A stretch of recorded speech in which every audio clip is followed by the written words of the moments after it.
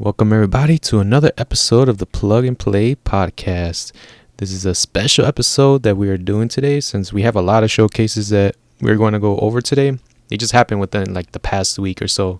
So, yeah, let's get started with my co-host. What's up, Henry? How you doing? Hey, everybody. How's it going? It's Key 3 time, so very exciting time here for us gamers. Hell yeah, dude. And Cameron, what's up? Hey, everybody. What's going on? All right, so there's like a couple of showcases. So the first one we're going to be going over is the Summer Game Fest, the Xbox showcase, and then we can go over the Ubisoft really quickly, and then we can also discuss the Dragon Age gameplay demo at the end of this discussion. So there's a lot we can discuss today, and there's a lot of new games and cool showcases today, especially from the Xbox side. I think that was a really good showcase. So, but first we're going to go with the Summer Game Fest. A lot of people weren't really a fan of the Summer Game Fest this year. I saw like a lot of like critical reception behind this. I mean, we also heard it from like the Kingdom Hearts fans because Jeff Keighley was trolling them on Twitter and shit. So there's like this whole thing with them and stuff. So the first game they showed was Lego Horizon Adventure. So this was like leaked like last month or so. So it was we were just waiting on it to be revealed. It wasn't at the PlayStation Showcase, surprisingly, but it was at Summer Game Fest. And it's coming this holiday season. And the one surprising thing about this game is that it's also coming to the Switch. So yeah, that was surprising. And then, but no Xbox, though, which is funny. So it's just like the Switch can have it, but not Xbox. I'm like, damn. But it's coming on PS5, PS4, PC as well. The one thing I noticed is that the gameplay, like the graphics and everything, look really good. Especially for like a Lego game. Yeah, it almost looks like one of the Lego movies nowadays. If you've seen one of those recently, It kind of reminded me a lot of that kind of style. Yeah, it's a good comparison. I'm not so for Horizon. Like, I would have liked any other IP from PlayStation. Like, but I know they for Lego they have to make sure that the IP is not like adult rated or for mature. So Horizon makes sense with this.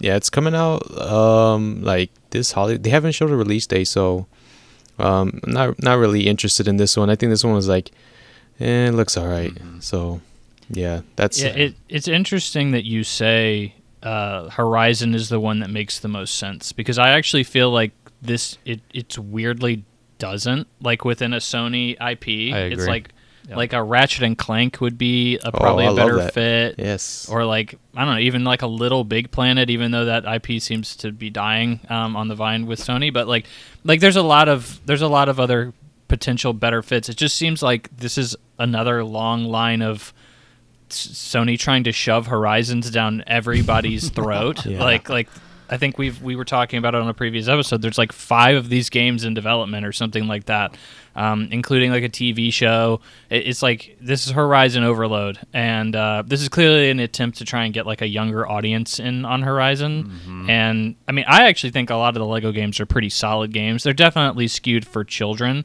but like they're still like fairly casual, fun, turn your brain off kind of games if you've ever played them before. So I'm sure this will be the exact same thing. But like it is a weird show opener. I'll say that one. Normally, you kind of bookend your conferences or your showcases with like the big announcement at the front and the big announcement at the back. And spoiler alert, but I think that Summer Games Fest this year did not hit with either one of those. I think Lego Horizons was a pretty mild opener, and it's very funny because Jeff Keighley said on Twitter he was trying to measure people's expectations or reel them back, and he said this conference or this showcase was going to be an 8 out of 10. And when I heard 8 out of 10, I was like, oh, this is going to suck. Even though 8 out of 10 is like a very high rating, it's still like he's the dude who's supposed to be hyping this up, and he's saying it's an 8 out of 10. Like, this is probably not going to be good. So that's all I have to say about it. Mm-hmm. Yeah, and real quick, I think this is important to talk about at the top of the show too, and you brought it up. I think it's really interesting is I do think sometimes, and I've been guilty of this in the past, I feel like I've stopped doing it as much. I feel like people's expectations for these kind of things might be a little too high on average, because like, I think that there's definitely like some bigger games that you can show, and we're going to talk about some bigger games in later this episode, but I think, I do think people tend to have this mentality of, hey, if I don't see the next Last of Us, the next Horizon, next God of War all in the same showcase, like it's basically a C at best. And it's like, okay, well, that's not necessarily the case. But no, I hear you on that, and I fully agree. This is a very weird way to open the showcase. And I fully agree with you, too. I think Horizon is a very weird Lego fit, personally. But I've only played like one of the Lego games, so not a ton of opinion there. Yeah, I've only played like Lego Star Wars and Lego Batman, but I do want to play them. Like I have Lego Harry Potter, like all of them. So it's just like I do want to get into them. So yeah, Nice. if this wasn't leaked, I think it would have been like a cool little surprise. But then like It would have been cool, yeah. we were expecting it. So, but any other IP would have been great, like Ratchet and Clank, like you said, even Uncharted, I think, because it's T for teen. So it's just like, yep. And Horizon. You said you don't like Horizon is like it sells a lot for some reason. It's like 20 million. It's like one of PlayStation's like most selling like IP. So I guess that's why it got the Lego treatment. So For sure. yeah, the next game they showed was No More Room in Hell 2.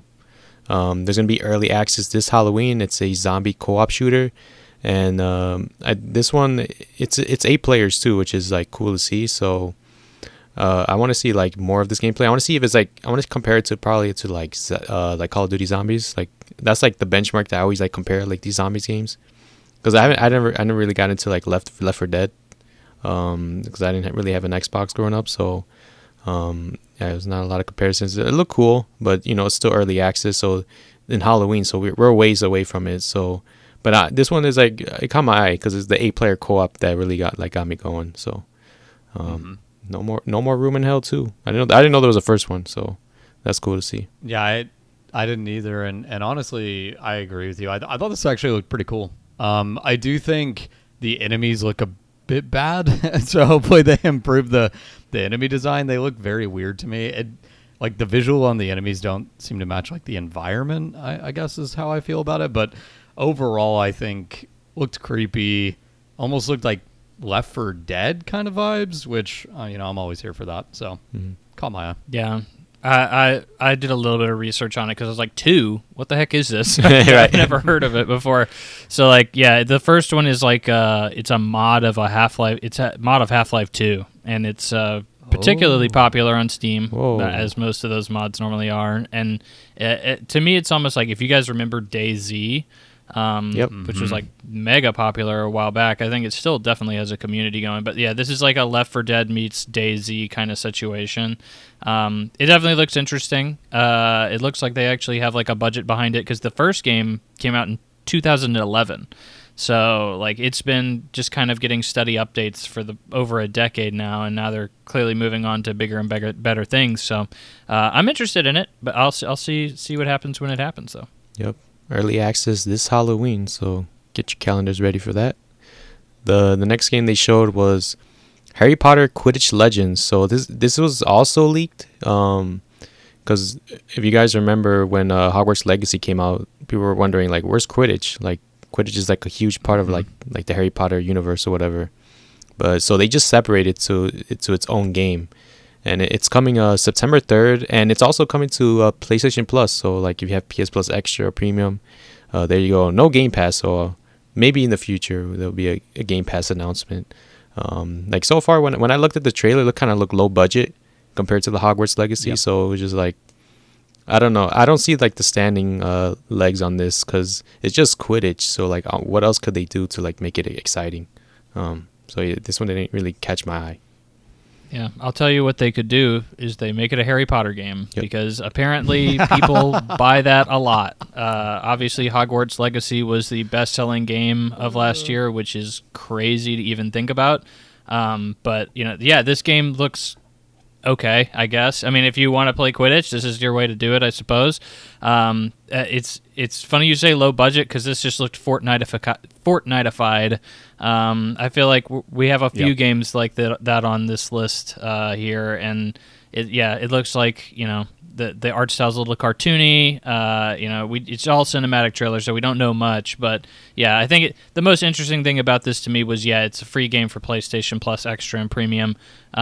day one, which is great. But Nice. my wife, even she's like a huge Harry Potter nut, and she's like, yeah, I don't care that much about that. And I was like, oh, well, I mean, somebody's got to, but maybe the Harry Potter fans don't, but I know one that doesn't. So that's all I got. Yep. The next game they showed was Cuff Bust, which is Cuff Bust. It's from made by one guy, and it's coming next year. And then, have you guys seen the trailer? It's like a, oh my god, it's like a prison escape, but you're dressed up as like gummy bears or something, or like these small little creatures. Yeah. And supposedly it's 16 players on like playing the same game, and they're all trying to like get out the prison. And like it looked hella fun. I'm not gonna lie, this one caught my surprise. Too bad it's coming out next year, and this might low-key, I think this might be a hit next year. It's like the Among Us crowd, you know, like the streamer game people were calling it. Yeah, I can see that. Yeah. Yeah, well, I mean, worth noting too, and more ammo to you that I think you're probably right, Alexis. This is the creator of Choo Choo Charles, which actually did very well critically, which shocked me because when I saw that trailer, I was like, "Oh, this game looks rough," but apparently people loved it. So, yeah, it is the same guy whose studio is named 2-Star Games, and I don't know if that's ironic, like, you know, he's going for like 2 out of 5 and just kind of poking fun at himself, or if it's just a clever name. But if it is the first one, I respect it, and I love that because I would do something similar if I had a studio. So, yeah, this definitely did not appeal to me. Just visually, I just was very off put by it, but I do agree with you. I think it's going to do well. So, yeah, this is very much a streamer bait game. Yep. And Cam, you may want to just making sure here. Choo Choo Charles was a critical success. I want to make sure I heard that correctly. Critical. Yeah, I actually was shocked by it. The reviews are actually pretty good. Okay, because I played 9 out of 10 on Steam. Apparently, I don't know.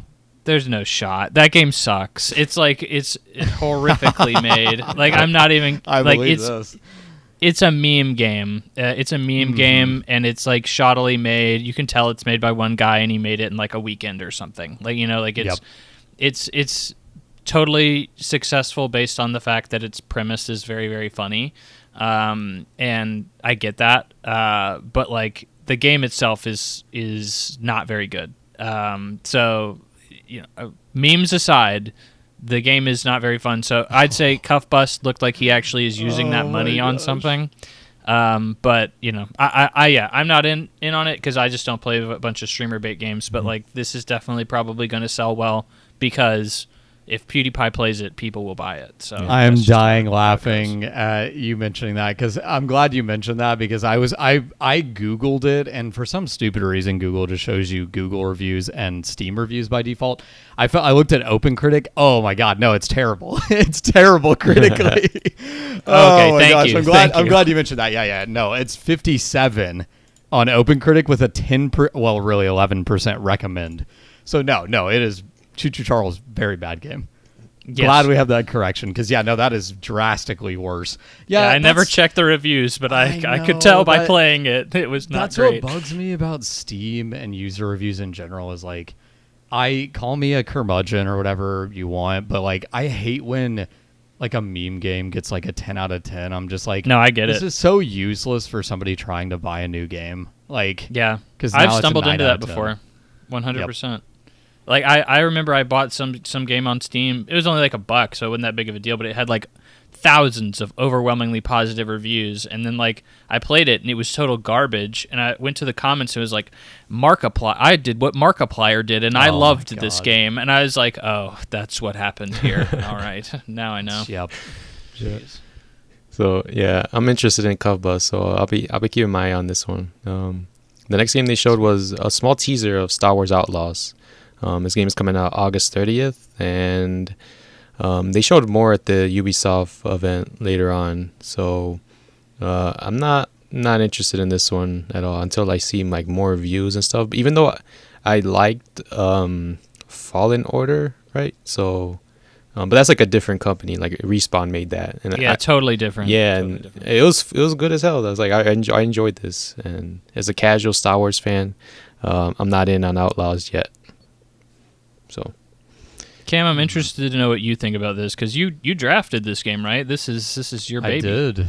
Okay. I did, yeah. And I was gonna say that I actually, this kind of caught my eye, and of course there's some bias there, right? Because I did get in the fantasy draft, but even bias aside, in all seriousness, like, no, I actually thought this looked pretty good. I will say it definitely has the Ubisoft tinge to it that I'm like, oh, okay, yeah, I could, you know what I mean? You can almost visualize like how that moment is going to play out or how that piece of gameplay is going to play.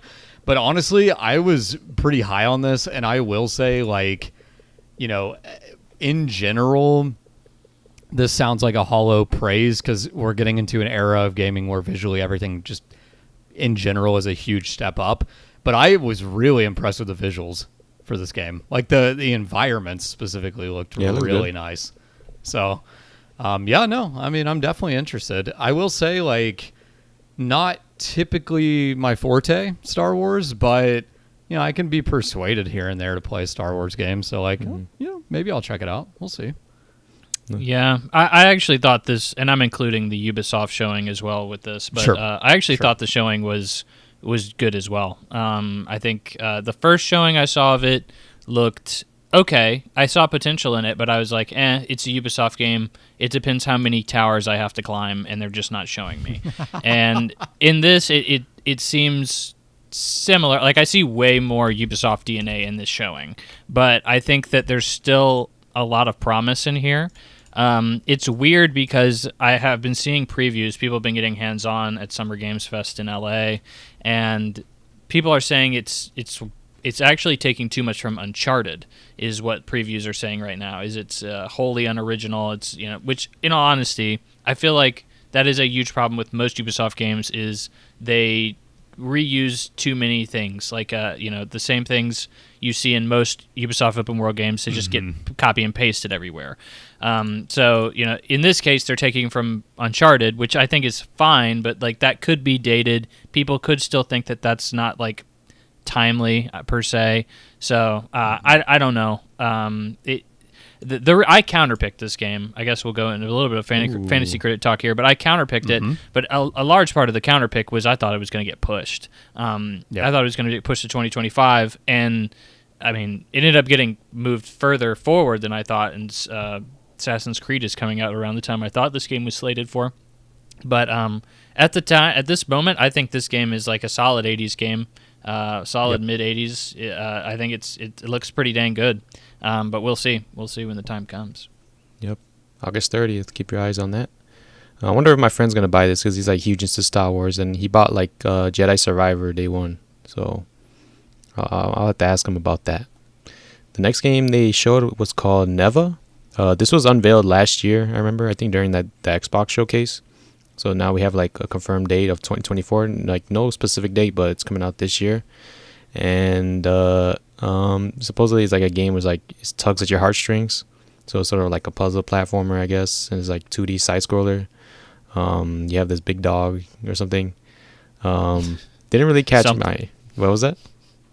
Something big dog or maybe something. I think it's a wolf. Okay, but big dog. We're being nitpicky. Yeah. I was just gonna say also, probably add information here and there throughout the show is this is the maker of Gris. I don't know. Gris is how I pronounce it. Say Gris. Gotcha. Who knows? Yeah, there's no telling.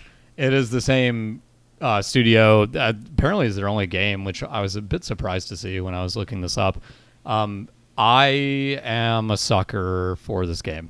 This is honestly one of my favorite games from the week, to tell you guys the truth. Like, really? Yeah, wow. Visually, like I am all about this kind of like visuals, like just unique visual style. I know we talked a little bit about Animal Well earlier this year, and it does not look like Animal Well at all. That's not what I'm saying, but in general, I am attracted to the pretty things, I guess, is a good way to put it, because as soon as I saw this game, I was like, oh, I got to snap this thing up. Because I just honestly, sometimes with games like this, sometimes it's just nice to look at them, and I'm obviously one of those type of people that, I'm willing to put up with bad gameplay for story.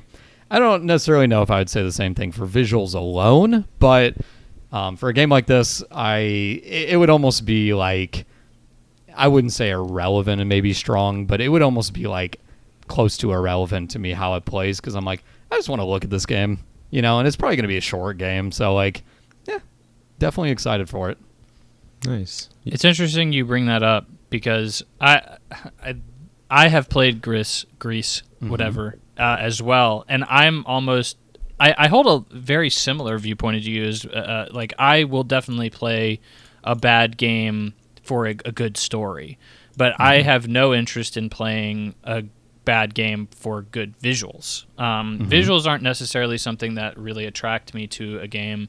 I'm much more focused on narrative and gameplay, and for Greece, I have played a little bit of that, and I got bored. I got bored out of my mind. I thought the game was boring, but the visuals are great. Another game kind of like that is like The Artful Escape. You may be familiar with that as well, which is basically like, I played like half of The Artful Escape waiting for something cool to happen. And I was like, the cool thing is like basically what you're looking at. Like, you're just holding the analog stick forward, and you get a really cool screensaver. And I'm like, that's awesome, but like, I can also just look at pictures of this and get pretty much everything I could out of it and more. So I'm not interested in it at all. But again, to each their own. And I hope you enjoyed the pretty pictures. Yep, looks nice, I will say. The next game they showed was Civilization 7. They only show like a small little teaser, like almost like a CGI trailer, but they're gonna show more gameplay this summer. And it's going to be coming out next year, 2025, on all platforms. So I never really got into any Civ game. So I don't know if any of you guys, have you guys played any of the games, Civ games? I've played Civ 6. Same. Yeah, you sounds like you have more to say about it. I really don't have that much to say. Yeah, I love Civ 6. It's funny, my brother actually got me hooked on it for a while there, and we would play together online, which was always a fun experience. Yeah, I think Civ is obviously super high quality. I mean, it is basically the king of the genre, or close to. It's up for debate, I'm sure, but it's as close to the top as possible in this genre. And I just want to say, because we're talking about Summer Games Fest, right? And we're talking about Civ 7. I freaking hated this stupid trailer. I don't understand the point of showing a CGI trailer for a game like this. And I don't know how you guys feel. Like, if you disagree with me, I'd love to have a side conversation about this, because like, I think if you're going to show me a trailer that has no gameplay, if you're going to show me a trailer that's just pure CGI cutscene, like, it's got to be a story-based game. Otherwise, why would I care? You know what I mean? It's like, sure, show me a CGI trailer for Final Fantasy VII Remake. That's cool. Like, I don't care about a CGI trailer for Civ 7. You showed me some statues. You know what I mean? I'm like, I don't get anything out of this. And I obviously I understand why we're talking about it, because it's at the show, right? But I also, and in a sense, I realize they've like dropped the date or whatever. But I honestly really do think this is pointless. Like, I do think these are pointless. You know what I mean? Call me crazy, but I think every cinematic trailer is pretty much pointless. Sure. Like, I would prefer to always see gameplay, or I'm sure there's a cinematic from the game that probably demonstrates showing it off in some capacity. So I'd rather see that. I think we're going to come across some games further along the line in this list that probably took some really like big hits because they just showed a cinematic trailer, and I think a lot of games take that hit, and like you're saying, you're not a very happy camper about it right now. So I think I think you should always venture to show gameplay. It just will make everybody happier. But I think that these cinematic trailers show well. I think it gets a casual audience interested. I think if you show a casual audience Civ 6 or Civ 7, their minds will explode and they will not know what they're looking at. But if you show them a picture of a statue or like a army at war or something like that, it makes a lot more sense and they're more interested to delve deeper. So I think that's just the point. It's marketing. That's it. Sure. Yeah. You excited though, Cam, about Civ 7? Oh yeah. No, I'm excited for the game, and that's the thing, right? Is like I'm definitely gonna play this game. I'm definitely excited for it. It's just, the concept of this is just like so goofy to me. But honestly, Henry, you're spot on, and like especially when it comes to showing gameplay for a game like this. Sure, yeah, if anything, it's almost like a deterrent, I think, to like a larger audience. So yeah, I think that makes sense. Yep. The CGI trailer shit is annoying. We're gonna get into that later with another game. I'll bring it up, but so yeah, next game, Dragon Ball Sparking Zero. They showed the release date trailer with this, and they also showed like a lot of new characters and the different like collector's editions for this. And it's coming out October 11 this year.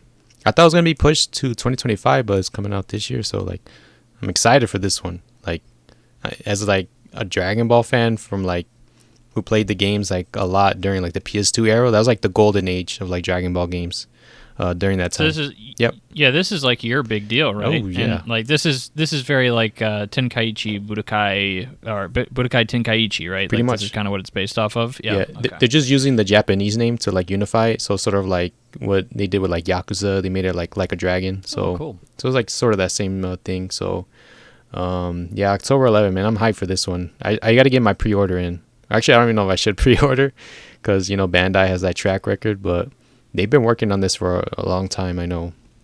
So I just want to see like more like gameplay from like players, because there's only so much you can get from like a trailer and stuff like that. Like I want to see like in people's hands, like is that feeling of Budokai Tenkaichi is just like hasn't been replicated like in any other Dragon Ball game. So it's just like I'm just waiting for player previews at this point. But man, this is a day one with me. A lot of my friends are getting into this too. So like I'm just like, so we can all just do like co-op, or we can do like 1v1s and stuff like that. So yeah, excited for this one. Next game they showed is Batman Arkham Shadow VR, and it was like a small little like trailer, like CGI almost, but it's coming out the fall of this year, but it's exclusive to the Quest 3, and there was a lot of people mad at that. They're like, why is it Quest 3? Because it's like the newest like the VR set, so it's like the most expensive one. And it's a Batman Arkham game, so it's just like it looked good though. Like this looks amazing. I just want to see like how it plays and stuff like that. But even though I might never play it ever, because you need that Quest 3, but this one it looked good. So if there's any Batman fans around, bet you're interested in this one. You just need that Quest 3, which is just huge benchmark to get over. Yeah. Jason Schreier tweeted out he was in the audience at Summer Games Fest, and he apparently the crowd audibly groaned when it said Quest 3 exclusive, which is just funny. It just shows how many people care or have VR, and which is unfortunate because I'm a big VR guy. I want VR to succeed, but like even I, as somebody who wants VR to succeed, does not have a current VR headset because there's no value in it for me. This is probably the coolest thing anybody with a VR headset has to look forward to at any point. There is a Batman Arkham VR game that was released a while back. Like I played it on PlayStation VR 1, and it was more or less just like visual stimulation with Batman, like like you just go through stuff and the Joker would pop up and scare you, and that's what you do in VR. I mean, people just haven't figured it out yet, so I'm interested to see gameplay with this and see how it'll work. But this is Batman Arkham. You're not getting a new Arkham game, you're getting a VR game, and it is a prequel, so it is before all the other. If you like the Arkham games, it's before all that stuff. So we'll see what happens with it. There's Rat King in there, so it's just like this whole thing with that game. So yeah, fall 2024. The next thing they showed is for fighting game fans, Street Fighter 6 and Fatal Fury. It's a crossover. So apparently is this like the first crossover in Street Fighter history? I'm not sure, because definitely not. Okay, I was sure, because like I feel like there's been other games that have that crossover, but they showed 4 different characters. M. Bison, Terry, Mai, and I forgot the last one. But there's a lot of people hyped for this, for Street Fighter fans, because this is like the first collaboration in Street Fighter 6. So they've also had collabs in the past, but they were just like skins for the characters. So it was kind of lame because they had a TMNT one, but it was just like a skin. It was like annoying, and they also had like Spy Family, which is like an anime crossover. So it was just skins for like the characters, and people were like, "Why can't we just get the actual character in the game?" So like, yeah, people were hyped for this one, especially for like Terry and stuff, because he has his own game coming out too. I think City of the Wolves. I was gonna mention that. Yeah. Yep. Next year. Yeah. Unfortunately, I'm not a fighting game fan at all, and I don't think I'll ever be in the future. So, nothing here that's interesting. Unless it has Dragon Ball in it. I was about to say, wait, that's different. It's like, so Sparking Zero is like easier to understand. Like, it's not even like a fighting game at the same time. It's just like arcadey. So like, I get you. Yeah. I know what you mean. Only Smash Bros. Like, I think Smash Bros. Will get me excited for like crossovers and stuff. Pretty much. I was gonna say Smash is a good call out, because it's like the more casual fighting game, but also because that's Terry appeared there as well, right? And so like, True. I think it's cool that. Well, first of all, I think it's cool that Fatal Fury is getting rebooted. Second of all, I'm always down for this kind of thing, like. Especially in a game like this, fighting game, there's a lot of genres it fits into where you just bring a character from another series. I always think that's cool because it's fan service, but it's fan service done right, and I think that's cool that they're bringing a couple Fatal Fury characters into Street Fighter. It's interesting you said you don't play fighting games because I don't really either, and I don't think you do, Henry, if I'm not mistaken either. So I don't know if any of us really do, but. I did fall pretty deep down the Mortal Kombat 10 rabbit hole a while back. That was my only experience of the fighting game. So like, for example, Street Fighter 6, I still don't have it, and I have no idea if I'm ever even going to get it. But every now and then I dip my toes in, but for the most part, I kind of just passively observe. I will say I have watched couple like Evos here and there, not consistently, but every now and then. It's always super wild to see like how some of these people play these games, especially I would say Tekken. Oh yeah, is the one that I feel like is the most entertaining. I to love watch watching at Evo. Tekken. Yeah, yeah, it's so fun to watch because I'm just like it's an interesting type of fighting game that's so different. It's like I don't know, it's hard to explain, but it's a lot different than other fighting games. So I think it's cool. Yeah, for sure. Nice. Yeah. I'm just waiting for Tekken to have like a crossover because I think that's the one that's like the only fighting that interests me the most, like Tekken 8. Like I was so close to buying Tekken 7 because it goes on sale like every so often, but I'm just waiting for like what's the crossover for Tekken 8? Maybe Tifa. A lot of people are clamoring for that. Dude, don't put that in my head, man. I'm buying a day one. Put Yoda back in. Oh, that's Soul Calibur, no? Yeah. Oh, no, you're right. That's Soul Calibur. Oh, shows how much I know about fighting games. I'll be down with another Soul Calibur because it's like that game is like they have the wildest characters. So they have Nier Automata in there. Like they had Tubi and stuff, and they have Geralt from The Witcher and stuff. So yeah. Who doesn't love a good crossover? Put Homelander in Mortal Kombat, whatever. It's just crazy to see what they'll do nowadays. Yeah. That's Mortal Kombat's thing, though, with crossovers. Like, they have crossovers from, like, everyone. So, the next thing they showed is a little presentation or showcase of Blumhouse Games. They're starting to get into publishing, and they showed 6 different horror games.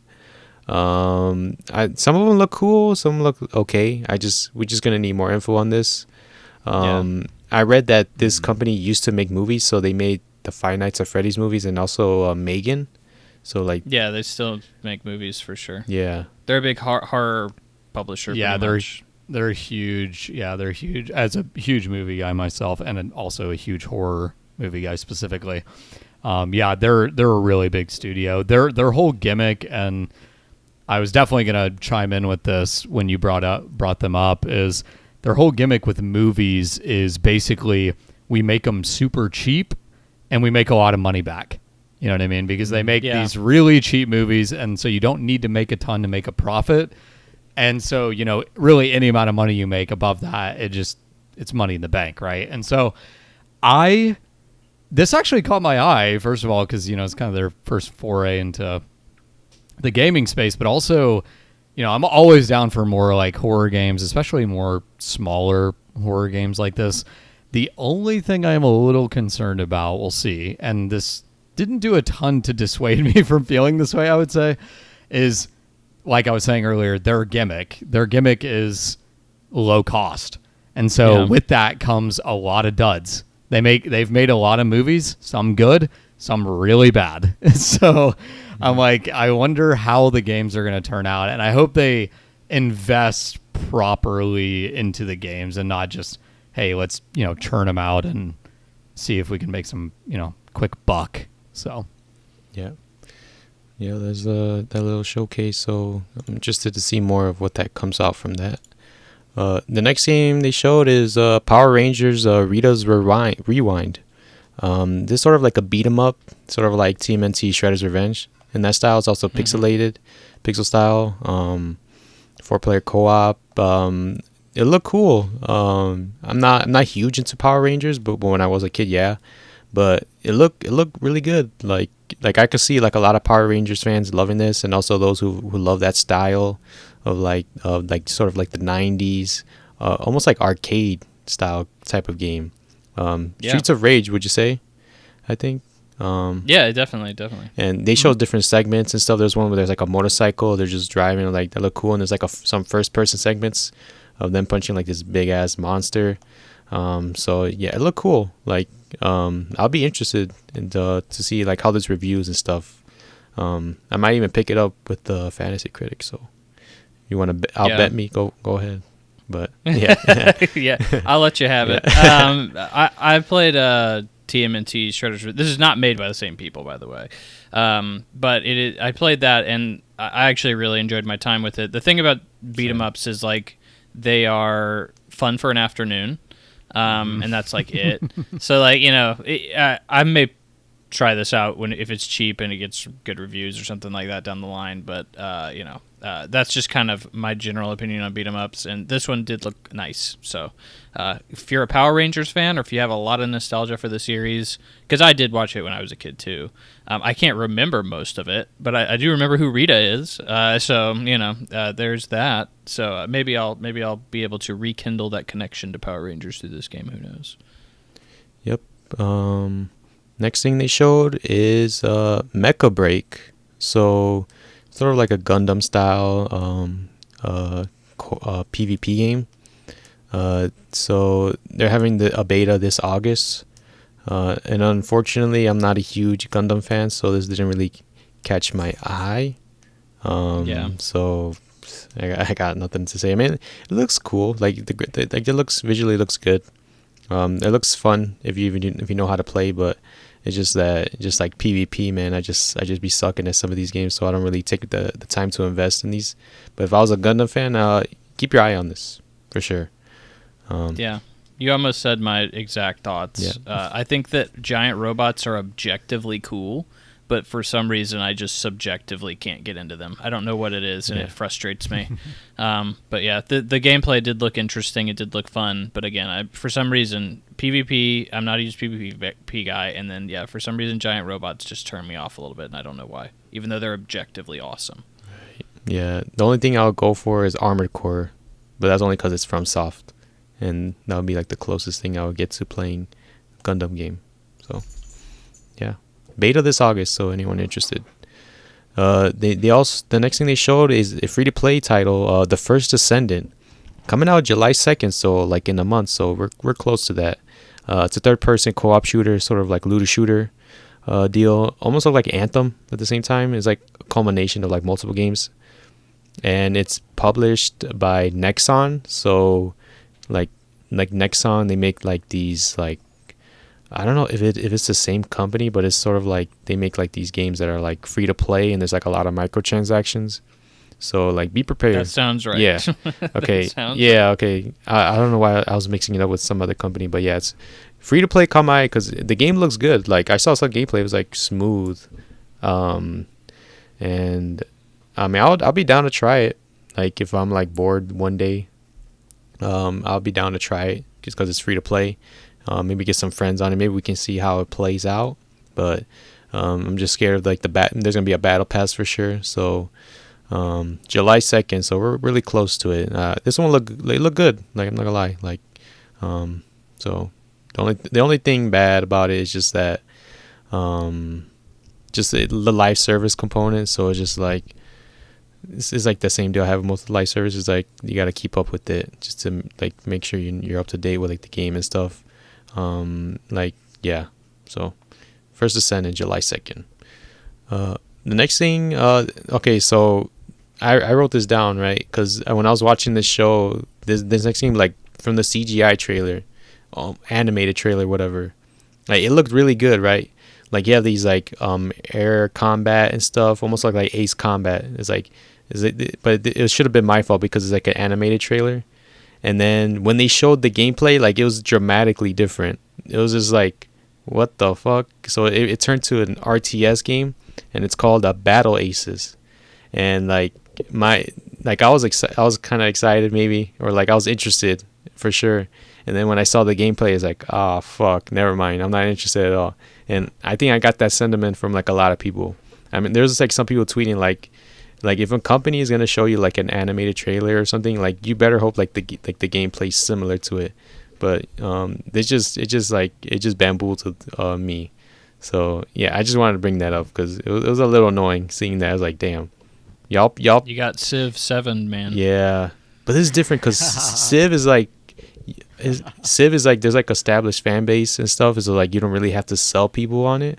Like so they are gonna know the gameplay of it. Like the trailer's just like, oh, why do we have a CGI trailer? But like for this, it's just like you're trying to sell people, and then you just couldn't do it because it's an RTS game, and it's like a very dramatically different type of style from what the trailer showed. So yeah, it was annoying. That's why I just wanted to bring that up. So yeah, I feel like there's definitely been a rise of this in like the last few years where, you know, these like very expensive, very elaborate trailers come out, and then it's like a mobile game. And I'm yeah. It's like they're just spending all the money on the advertising. You know what I mean? The game be damned. Like, nah, we just need to advertise it a bunch. So I mean, I don't think we don't have it on the dock, but later in the showcase there was a commercial with like Chris Hemsworth and like freaking a bunch of other big name comedians in it. I was like, oh well, I know that this game is probably like a gambling app or something because like that's just like the trend. You know, you get some big celebrity in your freaking game, and like the marketing is all it is. You know, you just get somebody in, and then you just take all their money through microtransactions. That's just how it is nowadays. Yep. Mm-hmm. That's exactly the game I was thinking about when I said that. Yeah. So it's funny you bring it up. Yeah. So Battle Aces, check it out. I think there's like a beta test or whatever. So if you're interested in RTS, go for it. The next thing they showed is a DLC for Alan Wake 2 Night Springs. And it's already out because the show was on June 7th, so it was out the next day on June 8th. So for this, there was like some spoilers in the DLC. So when I saw it, I was like, oh, never mind. So I'm not going to say it, but if you're an Alan Wake 2 fan, or if you're a fan of the Remedyverse, you got to play this out. You got to play this DLC. So it's out now. So I don't know. Did any of you guys play Alan Wake 2? Because I didn't really get to it. I did not. Yeah. Yeah, it was in my top. It was in my top 3 games last year. It's great. Ooh, okay. When I saw this trailer, I went and got the season pass because the season pass is only $15. So you can just go ahead and get that, and then they have another DLC coming out as well. And like I said, I really love the original base game, and this game has a lot of. The trailer that they showed had a lot of personality. It looked like a lot of fun. And it had a lot of references to some stuff in the main game. So I'll definitely when I get around to it, I'll definitely play that, and I will talk about it on the podcast because I got to show Alan Wake 2 some love because apparently it did not sell very well. Which another part of this announcement was they are coming out with a physical edition as well. Yep. And that I think is to try and make up some of the losses. I think because the original release was only digital. And from what we understand, that the game did not sell well. So hopefully they can make up their losses there. Yeah. I'm gonna ask you real quick the question that people listening like me to this podcast are too lazy to Google is, do I need to play 1 before I play Alan Wake 2? It's funny. This is actually a great question because a lot of people, when I was researching the game, said, "Oh no, you don't need to play it." I would highly recommend playing the original game. Gotcha. It is a direct sequel, and there's a lot that honestly, the plot to Alan Wake is not that complicated, but it deals with a lot of very complicated things that are very difficult to communicate to the player, but they communicate them very, very, very well, which is why I respected it so much and loved it so much. But like I said, it is a direct sequel. You actually need to play the DLC as well for the original game because okay. Alan Wake 2's story takes place directly after the final DLC of the main game. And if you don't know, if you have not played that DLC, you will be fairly out of the loop of like who the main antagonist even is. So like it's kind of a lot to catch up on. Yeah. Mm-hmm. Yeah, I'm still playing Alan Wake's Remastered, so like I was only like a couple hours in. It's a weird game, like it's so weird, but it's interesting at the same time. So yeah. The next game they showed is Skate. So if you remember, they announced this a while back, and yeah, and it's still in development, early development. They said that they still have a lot to work on. So it's just like what, but they said pre-alpha. So they're like, what the hell are you guys doing? Like, what are you even doing showing it? Yeah, that was my question. But it looked rough. I was looking at the trailer, like, oh, I was like, damn, it looked very rough. I don't think it's ready for. Maybe even next year, maybe like 2026, I think. I would not, yeah, Oof. It'd have to be 2026. That would suck for Skate fans because it's been a while. But they're having a playtest this fall, so if you're a Skate fan, sign up on their website, and maybe you can get entered into trying out this game. It was going to be rough, so keep your eye on that. My cousin was really into this, like Skate, like a lot. Like he was huge into it. And yeah, I never played these games, so the only games I played were like Tony Hawk Pro Skater. So it was just like Skate's like a different type of game I haven't tried yet. Or yeah. So maybe you would be able to enlighten me on Skate, because my understanding is Skate. The reason you have not seen another Skate is because they didn't sell that well, or at least they stopped selling very well. Yeah. And they just got a huge resurgence because like they had this huge YouTube resurgence or something like that, if I remember correctly, I think. Okay. But that's why I'm looking to be enlightened, because it's just been so long. It seems like people have been waiting for this game for so long, and EA clearly didn't care about it very much. They didn't make another one. So it just seems like if there's so much demand, there had to be a reason for it. And EA would definitely jump on that if there was. That makes sense because there's like a cult, like a small little cult that loves this game like to death. It's just like they're just waiting for the game to come on. I don't know how much it will sell. I think it might sell a lot. I don't know. I just have that feeling like it's into that popular crowd, this casual crowd. Is like they'll love this kind of game. And just unfortunate they still haven't released like any like updates until like this. The game is like sort of like you're just driving like skating in like open world and stuff with other players. So it's like I think even the PS3 skate games are still like you can still play them online. I remember seeing a video of somebody playing them online with like other people that are still playing that. So yeah, I don't know. Like skating is cool. It's just I just gotta play the games and see how they feel. So yeah. The next thing they showed is Valorant. So if you don't know Valorant, sort of like 5v5, I believe, player versus player. I think so, yeah. Yeah. Sort of like Counter-Strike and Overwatch, like they fused together. But they announced that it's coming to consoles, so this one surprised me too when they announced that. I was like, oh shit, coming to consoles. Very soon for the betas, so June 14. I feel like this might be like another hit because this game is massive on PC. So like I just want to see how it plays on consoles because all they have is like Overwatch and stuff. And man, this is gonna take like all the player base from Overwatch to this, even though they're very different games basically. So I only played like an hour of it on my PC, and I sucked, and I was getting called shit by my team, so I uninstalled it. So Yeah. yeah. I mean, I'm down to try it on console. I want to see how it plays like, and they revealed that there's no crossplay with PC, so that's good. Because it's just like, yeah, that's the big thing. that's a huge, like, yeah, PC is a huge advantage because you have like all those keys and key binds and stuff, and like you're more accurate. It's designed around it. Pretty much, yeah, pretty much designed around it. So yeah, it would be cool. I want to try this out. So very soon.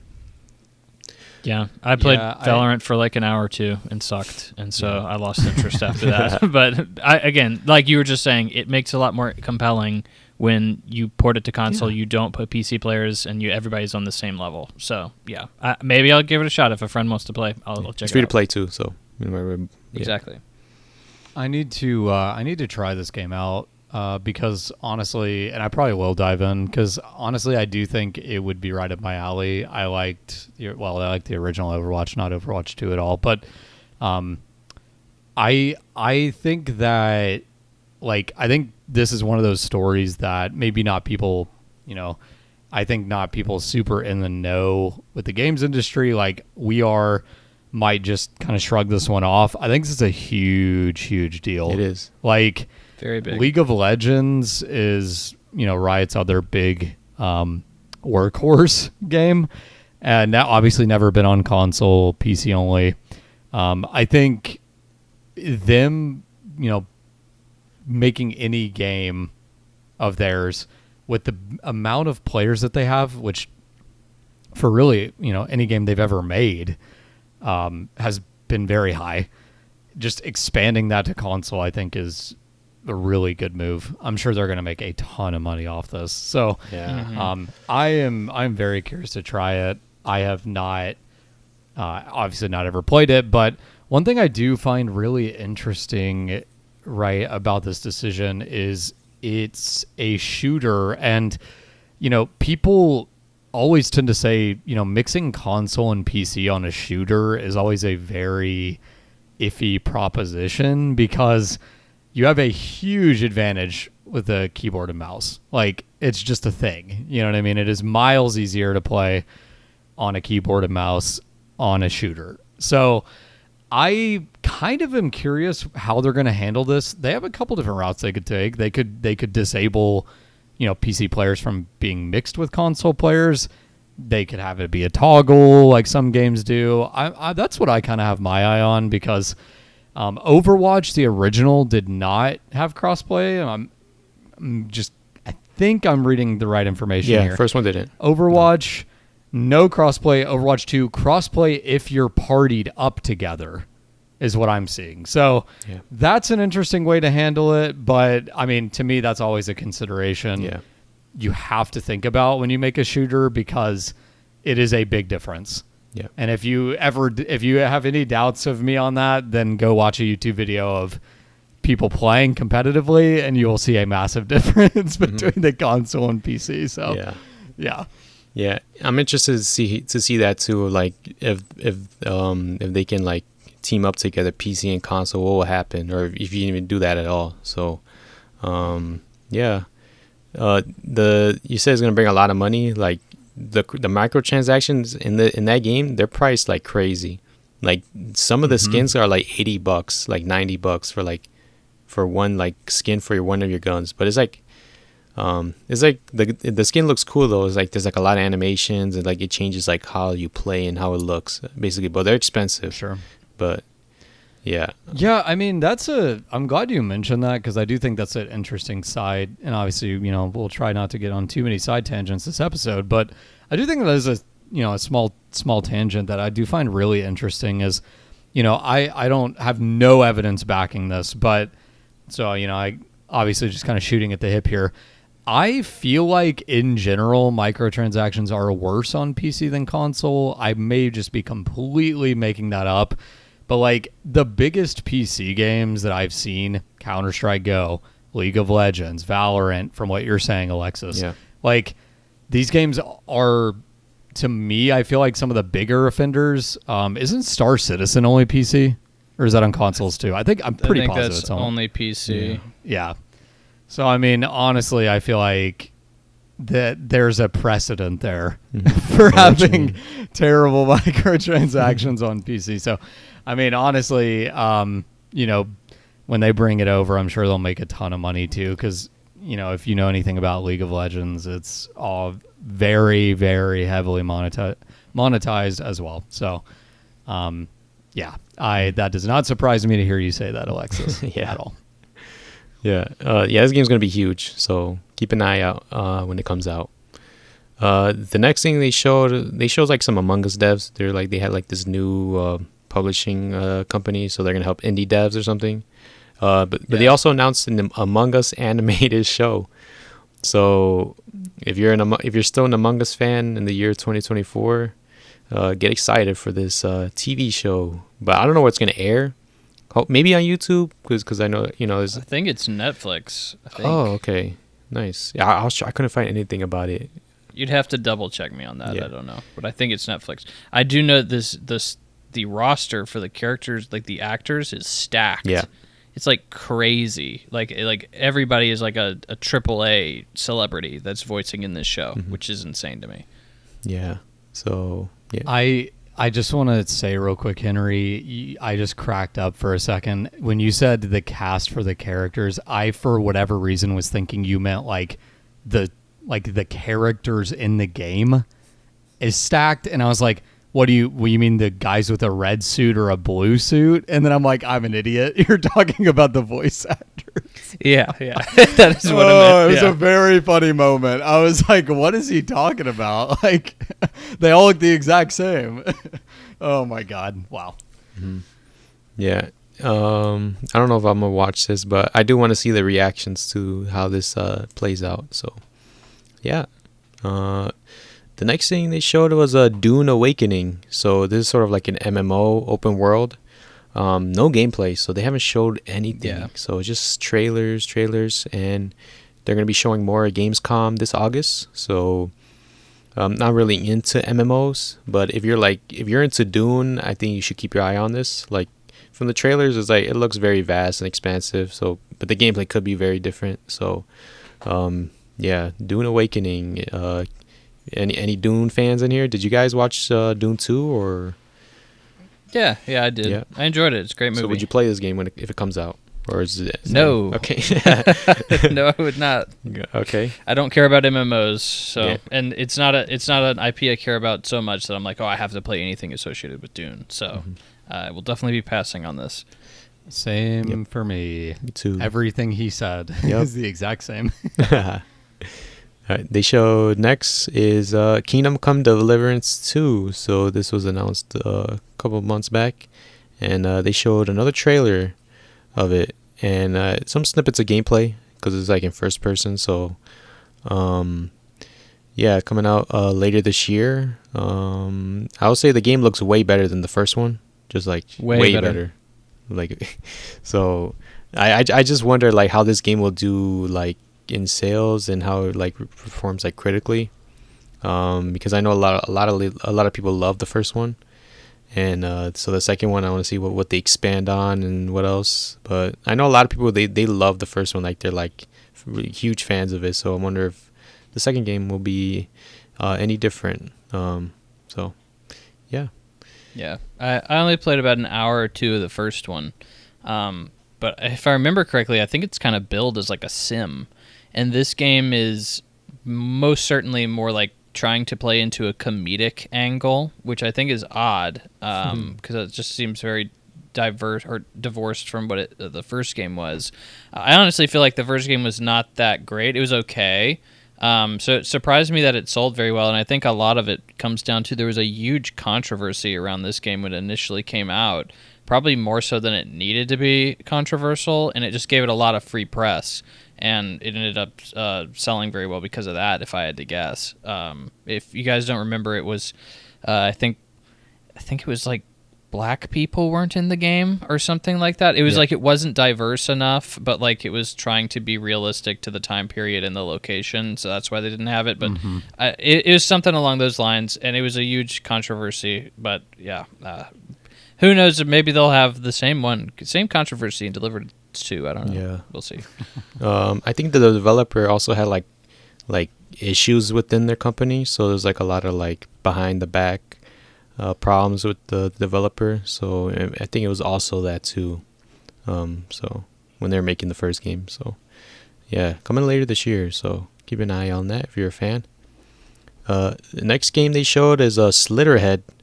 Coming out November, and Slitterhead was revealed. Was it last year or 2 years ago?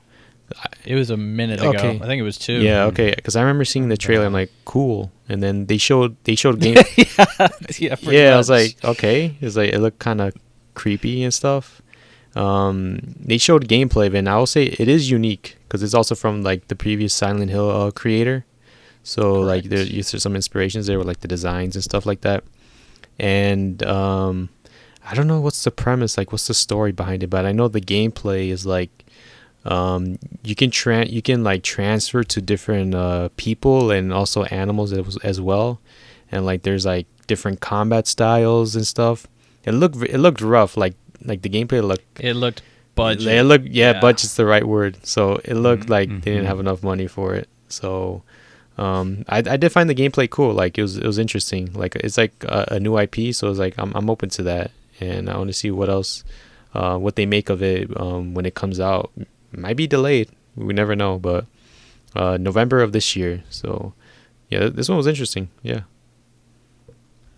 I was excited before this, and I'm not anymore, unfortunately, because apparently a lot of people were not surprised to see that it's hack and slash. I guess I didn't keep up with this game close enough. Apparently that was like a known thing before. I did not know that either. Yeah, I'm seeing people, and who knows with the internet, but I'm seeing people being like, oh yeah, we knew it was already, and I'm like, how? But okay. And that actively pushed me away. I have a very when it comes to horror, I have to be very much in the mood. Like, I have to get immersed, is what I'm saying, with horror, whether it's movie, game, whatever. And I can just simply not get immersed in a hack and slash horror game. I can't, because ultimately what will happen, I can guarantee you, because I've played a lot of games, I've played games like this before, maybe not a lot of games like this, is either, if it's very difficult, then you'll die over and over, and you see the same enemy 20 times, and they're not scary anymore, and then you're just annoyed because you keep dying.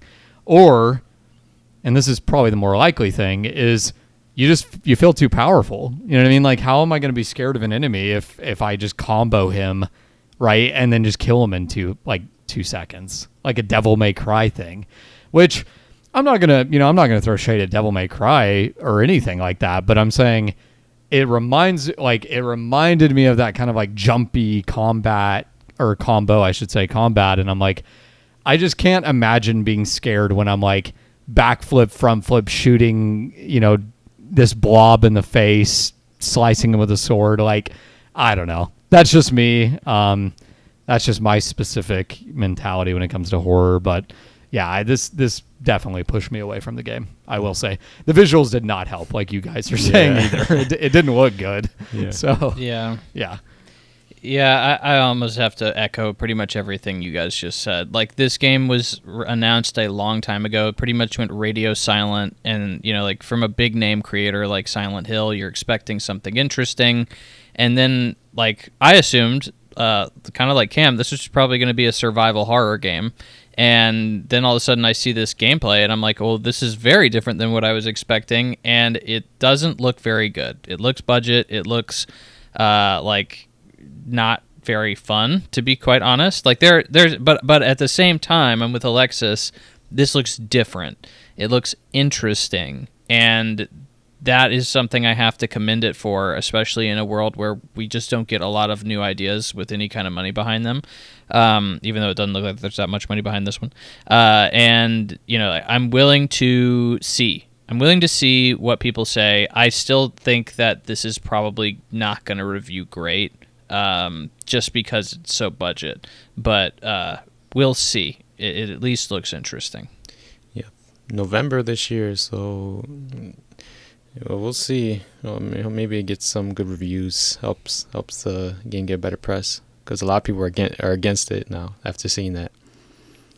The next game they showed was Delta Force Hawk Ops. And when I saw this, I'm like, oh, it's another military shooter. And when I saw the gameplay, it's sort of like almost like Rainbow Six Siege Vegas, sort of like the older games. So it's like a co-op FPS. And like they're infiltrating this one building. And like you have to work together. But I do wonder like how hardcore it is. Like I want to see if it's really realistic, or is it just like you just go in guns blazing, doesn't matter. But not really interested in it, but I just liked how it looked and stuff, so I don't think I'm gonna be playing this. Yeah, I think they're marketing it as like a realistic military shooter, which I have no interest in, so definitely a pass for me on that. Yeah. Next game they showed was a funny one, Killer Bean. So sort of like a sandbox GTA style game, maybe. They showed him like getting in the car, just driving around and stuff. If you don't know, Killer Bean is like an animated like CGI, would you say? But it was like CGI. Yeah. So it's like a CGI animated YouTube series from like a while back. Like they very long time ago. I remember seeing these videos when I was like younger, and I guess now he's getting his own game, and it looks very budget. Like it's like something like you make out of like a Flash game or something. It looked cool. It was sort of like cinematic at the same time. Like he was just shooting other beans, and he got out the car and he started shooting. It was like a slow motion and stuff.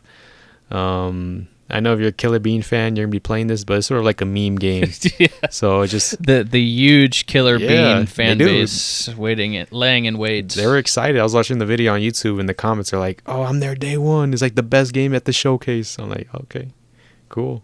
You guys are excited." Yeah, it's interesting because, like you said, it's obviously it's made by the same guy, if I remember correctly. Yeah. The original series was made by one guy. He was a visual effects artist for the Matrix movies, and he went off and made the Killer Bean. And obviously it is, it's very funny because it's this over-the-top action that you would see like in the Matrix, but it's like this goofy-looking CGI bean man who's like shooting people in the face, or shooting other beans in the face, I should say.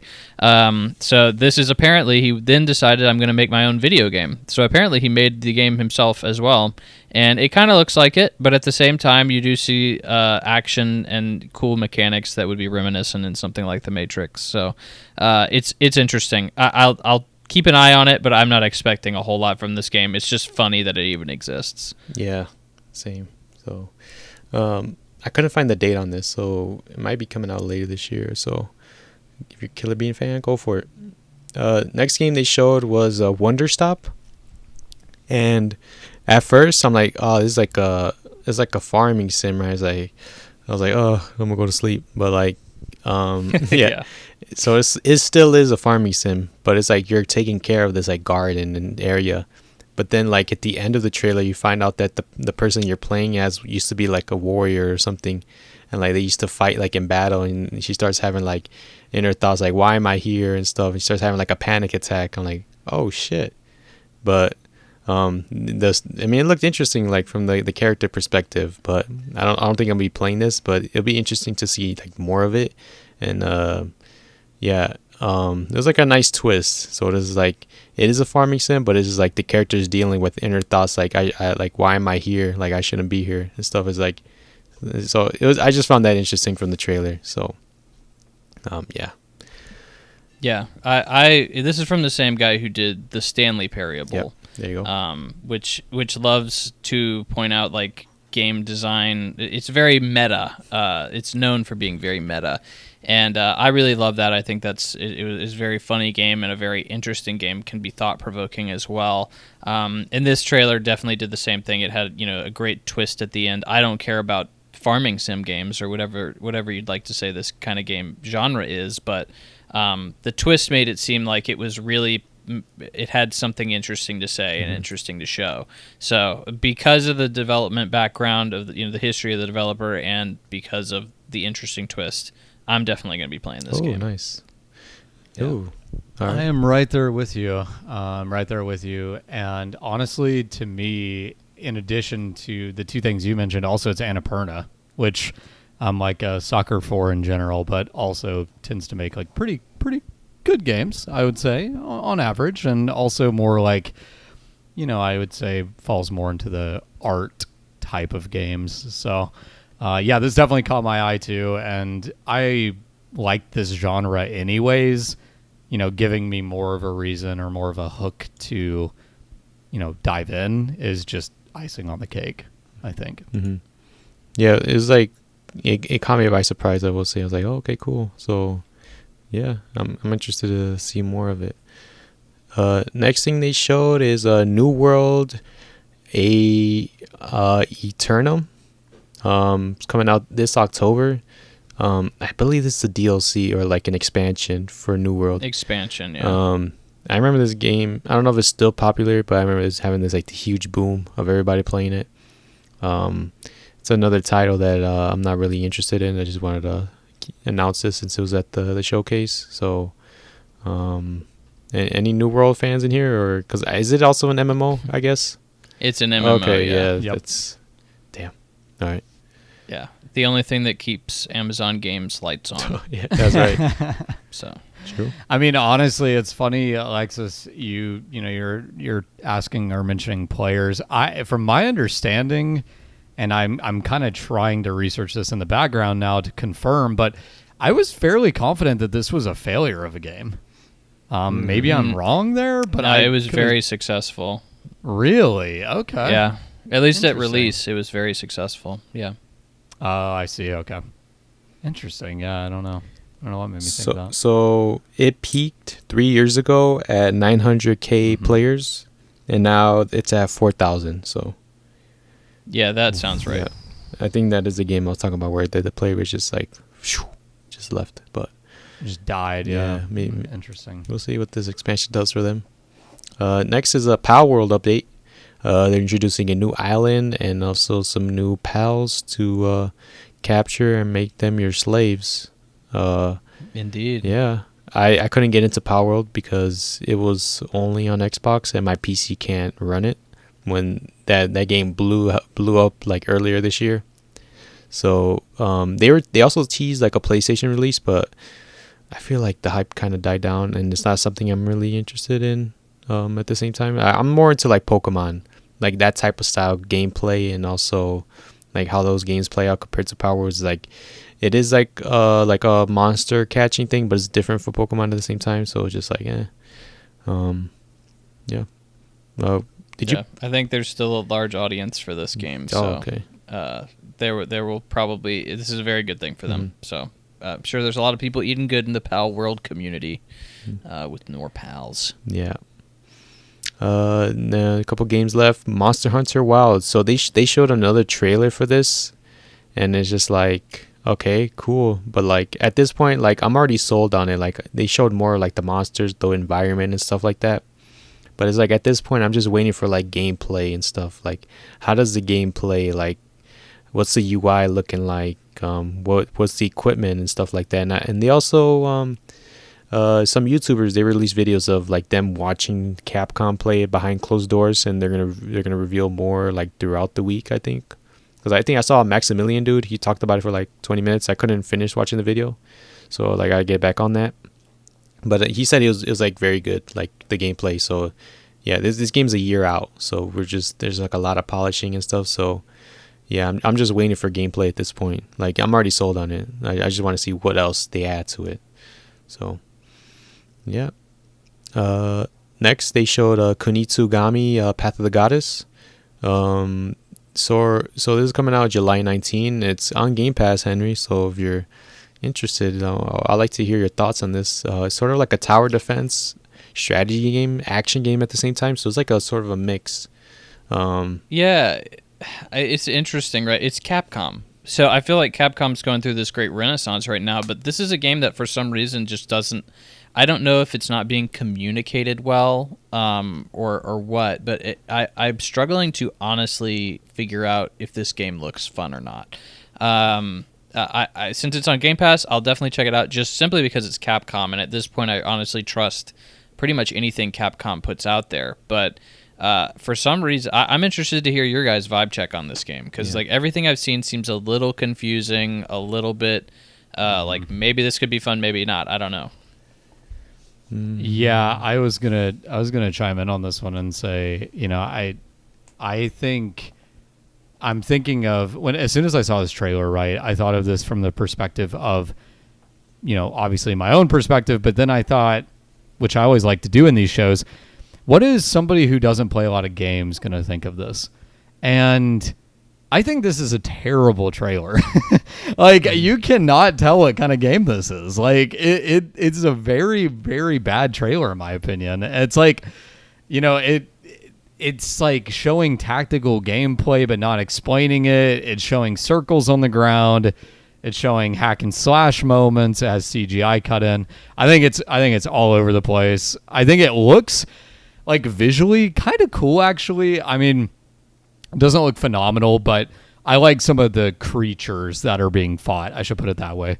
But other than that, no, I am like so lost on this game, just even watching this trailer, that I can't find it in me to be like even that curious about it, to tell you the truth. Yeah, I'm like in that same boat. It's like something about it doesn't catch my eye, or like it's so weird. I think it might be the art style, or like the character designs. It's sort of like a very different type of game. But tower defense sounds interesting. Like I'm a huge fan of Bloons Tower Defense. So yeah, I was literally about to say that. Yeah. Because I was like, oh, okay, it's like it's like, I know what you mean. Like, how are like the trailers, like they don't sell it. Like, it's so confusing. I had to look up gameplay to see like what it was, and I remember like the character you're controlling is like you have to protect the princess or this one deity or whatever, and like you have to place different like of your army in different areas of where the enemy's gonna attack, and then you're also attacking. So it's sort of like it's weird. So I'm interested to see like the reception from the media on this. So yeah, July 19 Game Pass. There you go. And then they ended off the show with Phantom Blade Zero. If you don't know, this was revealed last year at the PlayStation Showcase, and now we're seeing like actual gameplay, because like the first trailer, like it almost looked fake at the same time. You're like, how is this game playing? Like, it's so weird. And then the game, like they showed the UI and stuff, so you know it's real. And it's so weird. There's also like quick time events, I guess. So I'm interested to see like how this plays out. And I saw like I think I saw something from IGN or some people that this game is like easy to play but hard to master. So like I do wanted to say like almost like Devil May Cry. I don't know, because I know Devil May Cry games. A lot of people are comparing it to Ninja Gaiden. That's the game. Oh, okay. Oh, cool. Okay, so yeah, I gotta look up more like of the reception from like the people, because they've had demos, but the demo is only like at these events. So I gotta check more of it. And there's not they said that there's not gonna be a demo for everyone to play at home. So it's just like, damn. And it's supposed to come out this year too. So it's just like, huh. So, but it looks cool. Like I like how like the gameplay looks. Like it looks very like good graphics wise. And I just want to see how it plays, because it looks very bizarre. Like it almost looks fake, like a fake game at the same time. Like, how is this going on? But yeah, and it's coming out. I know what you mean. It's like very stylized. It's like it looks almost realistic, but then not at the same time. It's kind of interesting. So yeah, no, I really like it. I honestly I really like the character designs too. Yeah. I think a lot of the enemies that the player was fighting looked really, really solid design wise. So yeah, this caught my eye quite a bit. And I love these type of games, like these kind of I don't know, I don't even know the word for it. Like, I don't want to say Souls-like because it's so generic, but almost just these action combat games that require like a little bit more finesse, I would say. I'm always there for that. So yeah, this looked cool to me too. It's definitely a highlight. And yeah, was it? Go ahead, Henry. I was just gonna say it looked good. It doesn't necessarily resonate with me though.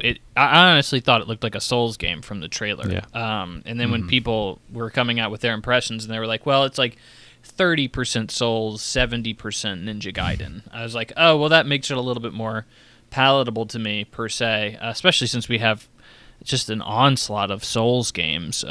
Chinese Souls games, apparently, are the big thing nowadays, because we have even more to talk about later.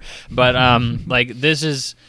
I'll say that this was very disappointing in terms of the last thing to show in the showcase. You know, you expect to go out on the big bang and maybe a big reveal, and I genuinely was like, where's the one more thing? You know, like, he threw it back over to his co-host and was like, you know, thanks for helping, and she was like, oh yeah, great. I was like, she's about to say it. She's about to say, but we got one more thing, and then they never did, and I was like, oh, well, okay, I guess that's a all right way to end the showcase, you know, whatever. And, you know, like, so it really took the wind out of my sails. But yeah, at the end of the day, it looked good. It looked good. Yeah.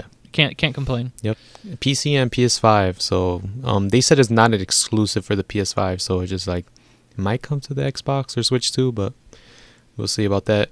And also they put out like a little like, FAQ on their, Twitter, like the official page, and they said it's not a Souls-like, so like enemies don't respawn and stuff like that, and you can also change the difficulty, so from easy, medium, and hard. So there's only 3 of them, so yeah, you can change how it plays. So it's not exactly a Souls-like, even though some people were saying that too, but I mean it does give you the option to like make it easier, especially for you, Henry.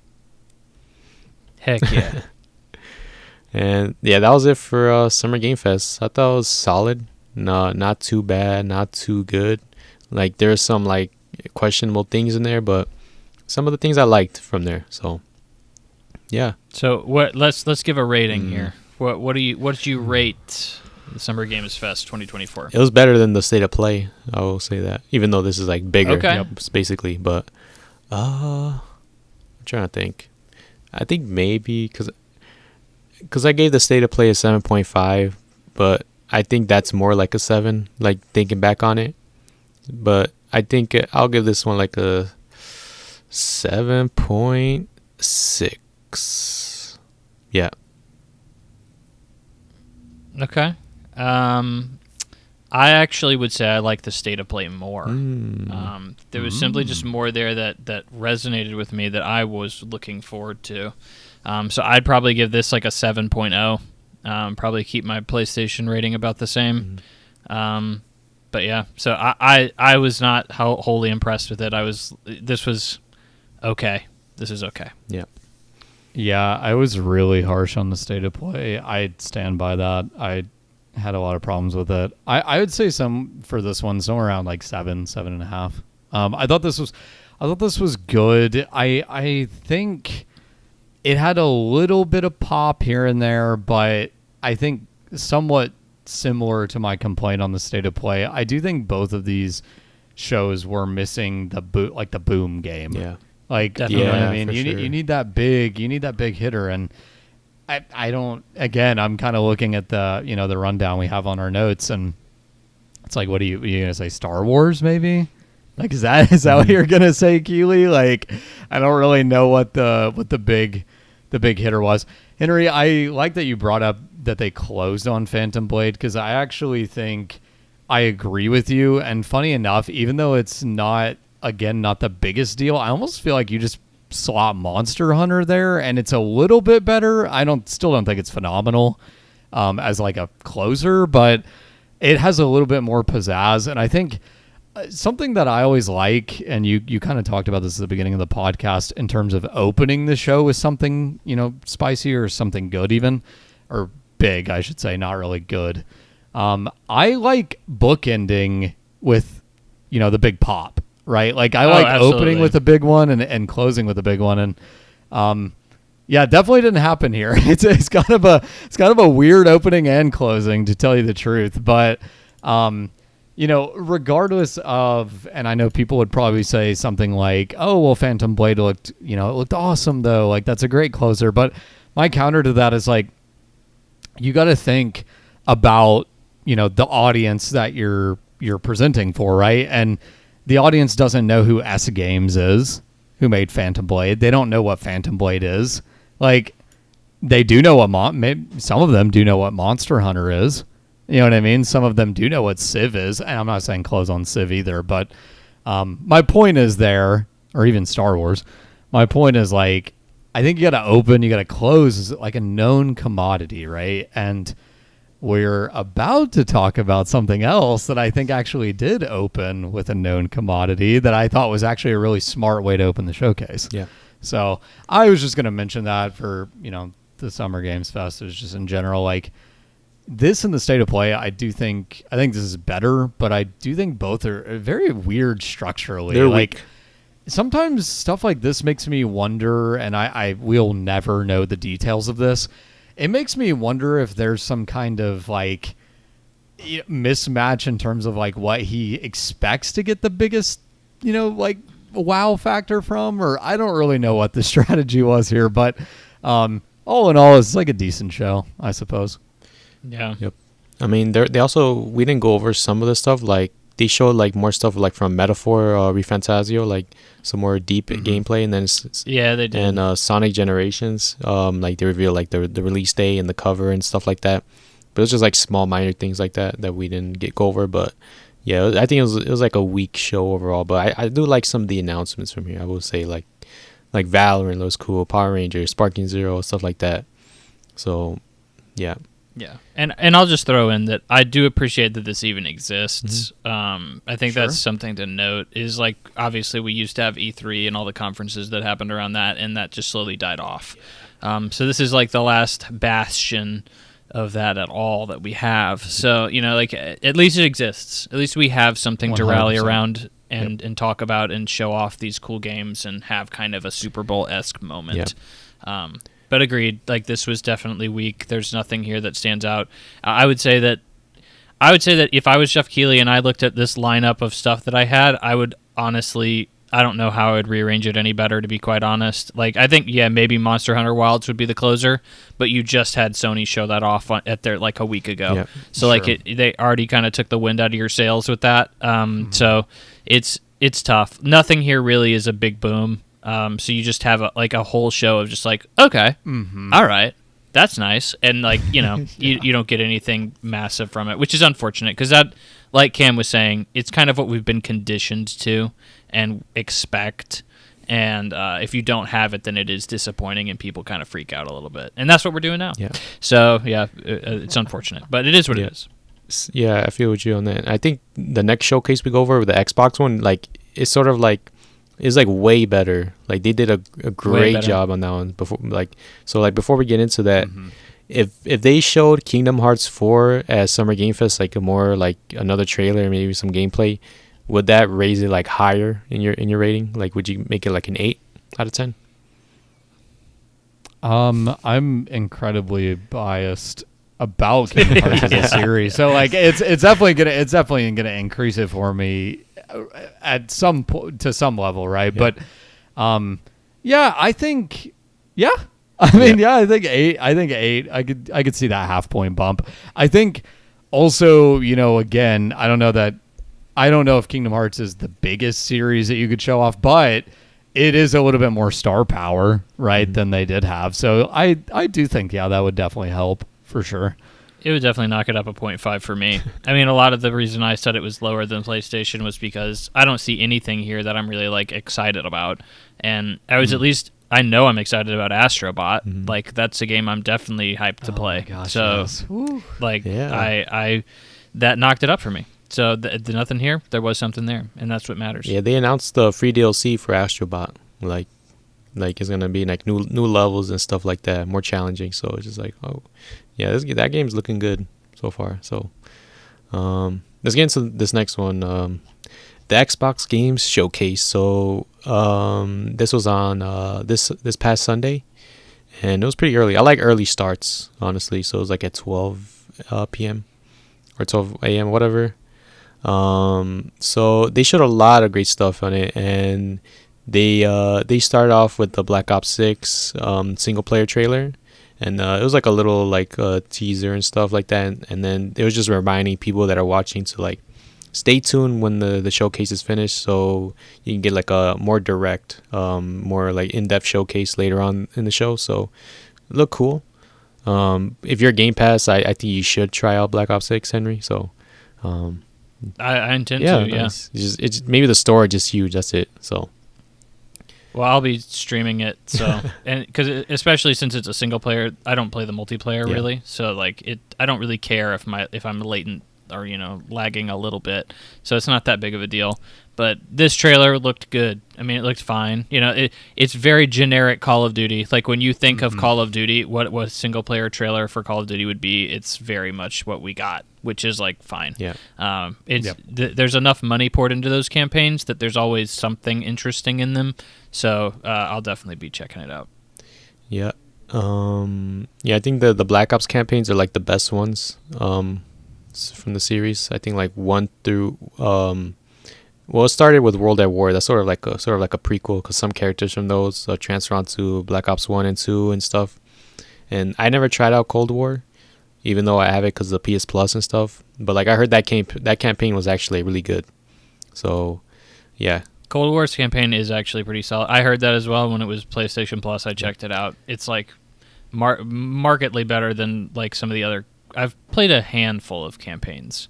I can't remember which one it was, but it was one of those future games.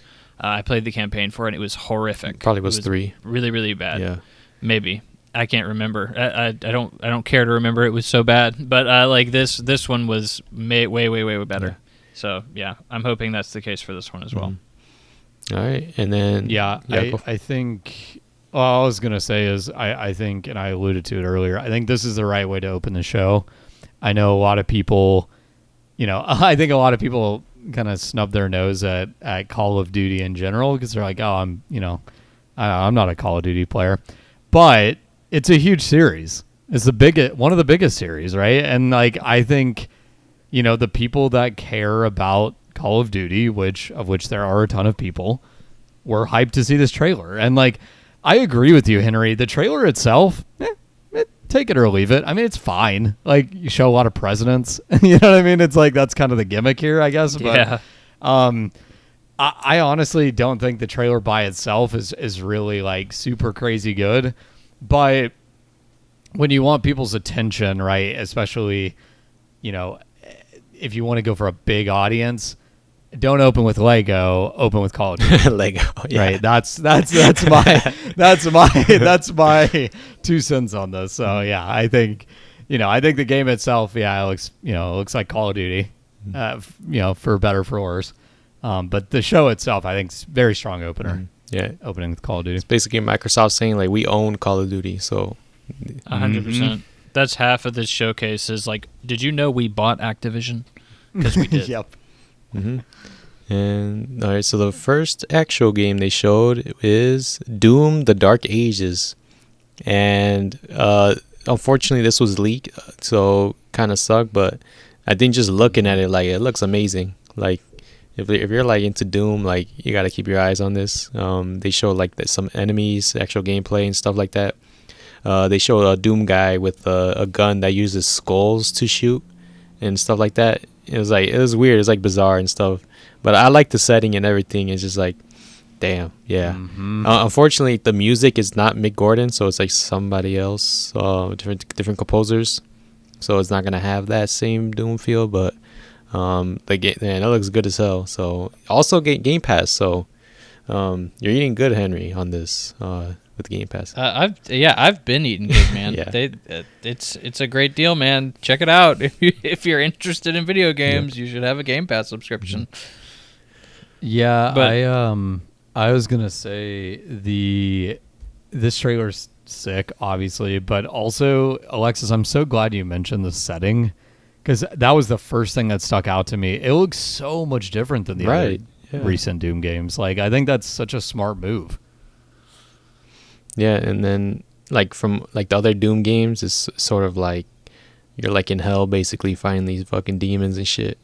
And here's like you're on Mars. Yeah, dude. Mars. And then this is like medieval, sort of. He's like, oh, okay, I could get down with this. And Yeah, I'm keeping my eye on this. I know one of my friends, he's like, man, that shit looks amazing. He's like, I'm in there day one. I'm like, all right, let's see.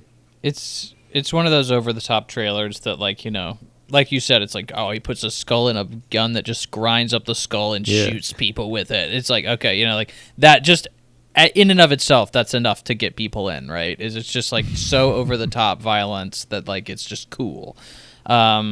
I love Doom 2016 like a lot. It's super funny to even think about that game going back, because I remember most people were like, that game's gonna suck, because like the beta for the multiplayer came out and it was horrible, and the trailers didn't look very good, and then all of a sudden that game came out and it was a massive success and super duper fun. The sequel I actually do not like as much by like a significant amount. They tried to make it way more hardcore. There's parkour, right? I think there's a lot of parkour and it's a lot harder. So like if you're not as good at first person shooters, which I'm not, it became a lot harder for me particularly to just survive. And then there was a massive emphasis on parkour, which in first-person games is always kind of tricky, so a lot of people didn't like that. It seems like they seem to be kind of doubling down on that in different ways. Like you see like a dragon now that like seems to be a very large part of this game, or at least a part of this game. So like they're definitely trying to move further away from just you're a first-person shooter, which is interesting.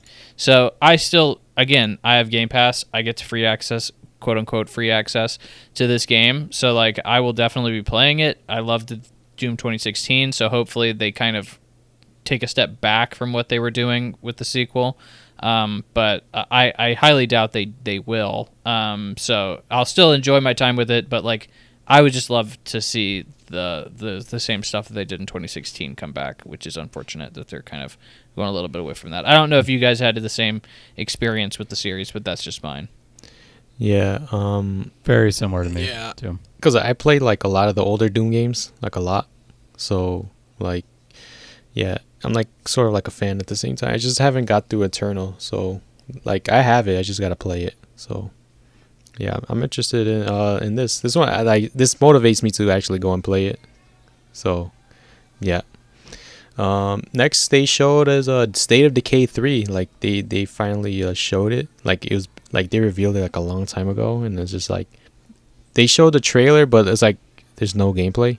So it's just like, there's a cinematic trailer. There you go, Cam, another cinematic trailer. So I didn't see a release date on it either. So probably going through it. I would say next year release at the least maybe, but at the least, yeah, that's all I say. Cause I mean nothing else you can say. Zombie game.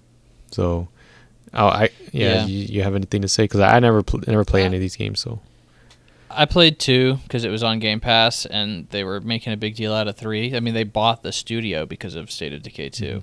So like I was like, oh well, it has to be great, and it's okay. I mean, like it's good, I guess. Like I know some people who really love State of Decay 2. And I see the appeal, but like it just didn't resonate with me. It's kind of a roguelike game to an extent, which can be fun. And I think this is less of a roguelike than what you're thinking when you say roguelike. But there's just a lot of random elements and a lot of like, if your character dies, it's permadeath, and then you have to basically start from scratch with another character kind of deal. But I think this is Xbox continuing to reap what they sowed from announcing games like a decade ago that should not have been announced yet, and like we still are waiting on State of Decay 3, and we got a cinematic trailer which shows nothing that we don't already know about State of Decay, and the no release date. So this is kind of a bummer in my opinion, but it is what it is. It's not like I'm heavily looking forward to State of Decay 3 in the first place, so I'm not disappointed because I didn't care, but I think if you are a State of Decay fan, you should be disappointed with that. Yep. Next thing they showed is Dragon Age the Veilguard. So if you remember, it was called Dragon Age Dreadwolf, and then they changed the name to this. And so far, like you said, I think earlier, that the reception from like people and fans of this game are just like Like it looks like different. Like it doesn't look like Dragon Age, and like some of the enemies, they look like a parody or something. So It got Fortnite-ified, man. it's like I'm like looking at the gameplay too. It's just like it looks like Fortnite-ified. So I mean, it looks good. I will say that, but that can only take you so far. So you have anything to say on this at all? Yeah, we can go back to the gameplay after the Ubisoft showcase, I guess. But yeah, this cinematic trailer. I'm a big Dragon Age fan. I really like Dragon Age Origins 2 and Inquisition. I'm a little bit mixed on, but I really like the series overall. I really like the universe and the characters, and honestly, just BioWare. But BioWare had a lot to prove with this game. It's been very hectic for them, I would say. Anthem, obviously, was a huge problem. Andromeda was not received well, even though that was by a B team. They seem to have been going through a lot of problems ever since being purchased by EA, and this game has been in development for a really long time, and they needed something to really pop, and they popped with a cinematic trailer, which I think people didn't like at all. The like to dislike ratio on this trailer is absolutely horrific. People really didn't appreciate it for one reason or another. I think we can kind of combine our opinions when we get to the gameplay, but this is not received well and people did not like it. So I have to say I would have preferred to see gameplay too, but I got it the next day, so it wasn't really that big of a deal to me. But yeah, I can see why people would be upset to an extent getting a cinematic trailer after all that time. Yeah. I mean, they show gameplay. Yeah, later no, on, I go for it. Yeah, I think Henry, you make a good point in terms of when the gameplay comes up later in the podcast, we can kind of elaborate on our opinions of this. But suffice it to say, very similar background as you to this series, and felt pretty similar to you in general with regards to all this time and then getting a CG trailer was a bit irritating to me at first, but then, again, like you just said, gameplay did come the next day. So we'll talk about the gameplay later, but yeah, I mean, I think as far as the cinematic trailer goes, it's fun. It's fun. Yeah.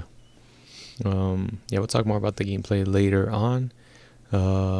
Next they showed is Fallout 76. So like another update, because this is a live service game. So they added Skyline Valley, so like a new area. And they also added ghouls, so now you can play as a ghoul for the first time, would you say? I remember I saw this is the first, yeah. I think Maddie, he says something that it's like the first time you could play as a ghoul since an obscure like Fallout game, I think. So yeah, if you're interested in 76, I mean, I played it for like an hour and it just didn't click with me. So and I don't know. So I was like, I was like looking at Fallout, and it's like 76. I'm like, all right, never mind. I was like, I was hoping for the 3 remaster. Like I was like coping so hard, but they're not gonna show that early on. That's like a one more thing type of game. So yeah, this was a Microsoft trying to show literally anything they could to try and build off of the success of the Amazon show, right, because they were woefully underprepared for that releasing and being as successful as it was. The Ghoul update, so the Skyline Valley is like, I believe, just DLC, just general DLC kind of expansion-y stuff. New area probably, if I had to guess. The Ghoul update is literally just you get to play as a ghoul. Cool. Why is that coming out next year? I don't know. Like, it should literally just be you are now in the skin of a ghoul. That should not take much time to develop. Apparently it is. So this was a little premature in my opinion. It was clearly just to cash in on the show, just to put that in more people's brains. Hey, you can play this 76 game, because 76 has been doing well, but Fallout 4 is what has really popped off in the sales from what I understand. So they're probably trying to get more people on the game that they can make more money off of them from. So good for them for showing that, I guess. Yeah, fully agree with you. And also, this just sent me down the rabbit hole the other day because I'm definitely not a Fallout guy by any means and haven't seen the show yet. This sent me down the rabbit hole of Googling what the hell even a ghoul is, because I've seen them before and I'm like, okay, how do these people survive like this radiation if they're that, affected by it? But anyways, I just thought that was kind of a funny tangent. I still don't know that I have really a good answer from what little I read, but yeah, Yeah, no, I mean, I think I fully agree with you, Henry. This is 100% a play from, the show, basically. And it's like, oh, okay, here it is. And I just wanted to say, too, like, this game has got to be up there with some of the bigger names in gaming as far as comeback stories go. Like, this game was absolutely roasted when it came out, and like it's bounced back in a pretty big way, I feel like. I mean, it's definitely like looked upon way more fondly than it used to be. Oh yeah. So it used to be a a lot joke. of credit. Yeah, exactly. Yeah, Fallout 76. There you go. The next thing you showed was a Starfield Shattered Space. So it's the DLC for Starfield. Coming out later this year. No specific date, but yeah, Starfield, one of the games of all time. One of Yeah. the games, indeed. I think I've mentioned I played it and I was woefully under. I did not like it very much. No. I was underimpressed. So this DLC is not something that's even remotely enticing me to go back to it, even though it's free. So, or quote unquote free. I'll just continue to say free. But yeah, so hopefully maybe it's good, I guess. I don't know. But Starfield in general wasn't very good to me when it first came out, so I don't know how it's going to fix it. Yeah, I'm just more interested in like the Fallout universe or even like Elder Scrolls. It's just like, damn. Yeah, that's all I say. They showed World of Warcraft, The War Within, so it's sort of like an expansion for the game. And I was kind of expecting maybe a console release, but nope, just something for PC only players. So I got nothing to say on this, unless any of you are World of Warcraft fans. Yeah. No. All right. Next, they showed this was like one of the cool games they showed. Caught me by surprise. Expedition 33, or is it Claire Obscure Expedition 33? But so the gameplay, right? At first they show like some this person walking around, and when I saw the gameplay, it just caught me by surprise. So it's a turn-based game, right? But it's also you actually have to time your actions in turn-based. So like when you're attacking, you have to like specifically time, sort of like Paper Mario, I would say, if you played that. I was gonna say it's that. exactly like Paper Mario. Yeah. So it's like more dynamic. So you're more within the battle. So this is sort of like an evolution of like the turn-based game, and it's like, oh shit, it's like it looks really good. So it's like high budget and stuff, and yeah, I don't know what this game is like about, but it's like older people. Yeah. And I guess they're on an expedition or something. So like the premise sounds cool. Like, all right, awesome. And the one thing that I noticed was the narrator in that video is Ben Starr. Mm-hmm. So like I recognized that British voice anyway. So it was like, oh, this is Clive from FF16 just narrating this game. So that's like, oh, okay, it perked me up. Like, oh shit. But yeah, I think this one looked cool. Like. It's also multi-platform, so it's not just on Xbox. So like I'll be interested to see more of this. Like I want to see more gameplay. I want to see how what's the gameplay like. What else? What's like something unique about this? Like yeah, this looked awesome. Like it's caught me by surprise.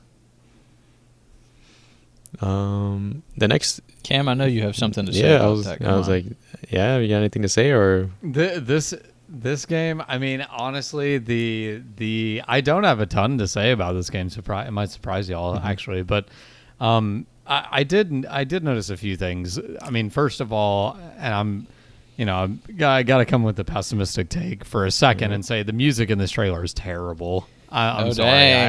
I was not feeling that music at all. I don't think it fit the trailer at all either, but. That's the negative, okay? But the positive is, no, I think this is a really cool idea. And I will say, Alexis, something you mentioned that I think is really a good point is the age of the characters. Yeah. Because we've been, I don't know how often you guys have seen it, but participating in like online discussions in the video gaming space, I'm seeing a lot more people lately than I ever have, being like, hey, we want games with like older protagonists. We want more like Yakuza, like a dragon. You know what I mean? Like, where like I I don't mind playing as younger characters per se, but it would be cool to have like some older characters. So I have no idea what the age of these characters are, but just visually, they don't look like they're teenagers. I can say that much. And so like, I think that's definitely a cool, it's definitely a cool, like, bonus. I don't know, it's a weird way to put it, but like a cool, like, thing that this game has going on. The combat's nice. I will say, this is kind of a meme as far as games go, but I always do get a little bit thrown off when I see huge numbers on the screen. So wasn't sure what to think about that, but no, it looks like a pretty cool game actually. And I think Alexis, again, you mentioned something else, which is like the premise is very unknown at this time, right? Like we don't really know much about this game at all. And it's intriguing. I've like passively keep my attention on this for sure. Also, very weird name for the game too. Yeah, I think it's a very odd name. But so you made it sound like you had nothing to say, and now you had so much to say. I know. Come on. I can't control myself. I'll pipe in on this too. It definitely caught me by surprise. I actually agree with what a lot of Alexis said. I was like, oh, this looks interesting, and then they turned to the combat. I was like, oh, well, I didn't see that coming. Like, okay, turn-based, that's interesting. I'm not a huge turn-based guy, so that honestly turned me off significantly. But this combat looks stylish. It reminds me a lot of, like, I think we've talked about it before because we've talked about Persona, but like you need some kind of catch to keep people interested with turn-based combat. And like for Persona 5, it was like, well, it has the style. Yep. It has, this cool look to it. And I feel like this game has something similar going on with it. It also has obviously the real-time quote-unquote elements of active dodging and active parrying, I believe is what they've marketed it as. Which looks interesting. So I'll definitely keep an eye on it. And it was very funny when I was Googling this game originally because I didn't know anything about it. Is like the first one of the, like when you type in Google, it has like those autocomplete. Like the second line just underneath the game's title was voice acting cast. So clearly a lot of people recognized Clive's voice in the game. And apparently the voice acting cast is stacked. I think the only other one that I recognized was like Shadowheart's from Baldur's Gate 3. Shadowheart is a very big character in that game, and she's a main character in this game as well. And if I did my research correctly, I have heard that the story of this game, there's a reason that the age of these characters, which is funny because I didn't even recognize the age of the characters when I first saw the trailer. So you guys were more observant with me than me for that. But apparently the story of the game is there is a witch that casts a spell, and when she does that, a specific age dies. So everybody that is that years of age dies. So apparently Expedition 33 references they are all 33 years old, and their age is next. So, or something along those lines. Oh. I don't know a whole lot, but I think that's like the vagaries of it, which sounds interesting. It's an interesting concept. That's cool. But double check me on that. But yeah, so it definitely was a standout though, for sure. And it's Game Pass as well, so I'll check it out. Why not? Cool. Next, they showed South of Midnight, and oh man, the gameplay got me like surprised as well because I don't know why, but when they revealed it last year and they showed like it was just like a trailer and stuff, but it's sort of like an open world platforming, sort of like Uncharted, just climbing up and stuff, and it's weird because it's smooth, but then like I think during cutscenes it's like in 10 FPS or something, so it's like it might be. I think it's an artistic choice, so it's just like, yeah, definitely interesting. Think of it like those new Spider-Man movies, Spider-Verse movies. That's perfect. It's kind of like that. It's a good analogy. So, it's cool. I will say, just I don't. Is it an Xbox exclusive? I think it is, right? Yeah, it is. Okay, yeah, it sucks. It is, yeah, and stop motion is sick. So I'm here for this one too. Yeah. Same praise I gave, as far as visuals go earlier in this podcast. Definitely applies here. Super cool looking little game. I will say the gameplay itself looked a little generic, but Yeah. again, it's definitely clearly gunning for the visuals more so than riveting gameplay. It seems maybe I'm wrong there, but we'll see. Yeah, I'd say this game caught my eye last year when they showed it off at their showcase last year. It looked really cool. I really like the New Orleans vibe. It's the visuals are also very striking. The gameplay here, I would have to agree with Cam. It looks okay, especially the combat. That really looked a little bit jank to me. And everything else honestly looked really good. And I look forward to playing this game. It's one of my more highly anticipated games from this showing, for sure. It's kind of in the genre of games that I like. However, I did my research a little bit, and this is from the developer Compulsion Games, which Microsoft bought, I think, a little prematurely. But if you guys don't know, their two previous games that they've made are Contrast, which, if you don't remember, that's like a game where you play as a little girl and like you jump in between shadows. You have like an imaginary friend. And then We Happy Few, which had an amazing trailer a few years back. And it's honestly the reason Microsoft bought them. And that game came out, and both of them have horrible reviews. Contrast currently has a 59 on Metacritic, and We Happy Few has a 62. And I think We Happy Few is absolutely it's pretty horrific, honestly. It clearly has no good direction, very horribly put together. Clearly didn't have a budget for what it was trying to do. And Contrast is just like a pretty poorly made platformer. I played that. That was a free PlayStation Plus game. It was the first free PlayStation Plus game I played on PlayStation 4 a long time back, but it just was very buggy and very okay. So the developer's history on this really makes me raise an eyebrow and say, I don't know about this, maybe. But I don't know if that scares either one of you two off. But again, it's free for me, so I will definitely be trying it at some point. Yeah, I want to hear your thoughts on that game. So cool. They showed Metal Gear Solid Delta, so they showed like more gameplay, more of the trailer. So like you see some more characters from Metal Gear 3 in there, so looked good. The only thing people were criticizing it was that there's no piss filter on it, but they later on confirmed that you can change the controls to legacy controls to how it looks, like in the camera as well, and then it changes like the filter of how it looked back then on the PS2. So yeah.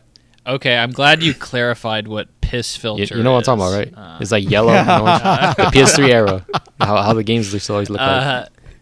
Because you can definitely pee in that game. Yeah. So I genuinely had no idea what you were referring to. Yeah. So yeah, it looked good. Like I just want to see like how this plays out, because Konami and shit like that. But so far it visually looks good, like way better than Silent Hill, I think. So yeah, Delta. Yeah, I think. Alexis, did you say you're a fan of Metal Gear or no? Because I think Cam said he's not a big Kojima guy, so I don't think he is. I played one a long time ago. Like a long time. Okay. That's it. Sorry. Yeah. Okay. They're very, very different beasts, for sure. I'm a big Metal Gear guy. I've played all of them, and I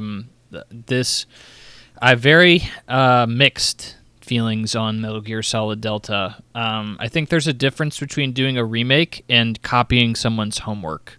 And this kind of looks like somebody is copying somebody's homework with this, to a point where they even came out and confirmed that they didn't even do any re-recordings with David Hayter, the voice of Solid Snake. They literally just took the original audio from the first game, and they're just reusing it. They're just putting it back in the game. And I'm like, well, okay. I mean, you could have also redone the game, but I guess you can also. It just seems like an odd decision. A lot of this seems like it's a graphical overhaul. It doesn't really seem like they're. I mean, obviously they are making it from the ground up, but it really does look like they're just putting a different coat of paint on it.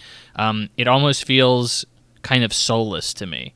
If there's anything that Metal Gear and like Kojima definitely have, its soul. Whether you like that or it resonates with you is totally different. But like it definitely has a personality and a soul to it, and this just does not. I'm not getting that vibe. So like I'm very hesitant on this one. It's not hitting me in the heart, which is where you would expect it to hit, which is unfortunate. But we'll see. I don't know. They also revealed collector's edition, so they have a tactical one and then a collector's edition, and it comes with like, the steelbook looks nice as hell for it. They also show like a statue or like a display of Snake like in the glass, so you have like Snake's like a pet basically in there. So he's just like in the bushes hiding. So it's $200. So if you're interested in that, and the game is $70, so you're gonna be paying quite a bit for it. So I just wanted to bring that up. They showed Sea of Thieves season 13. Haven't really played this, but I know there's a dedicated fan base behind it, and that's all I have to say about Sea of Thieves.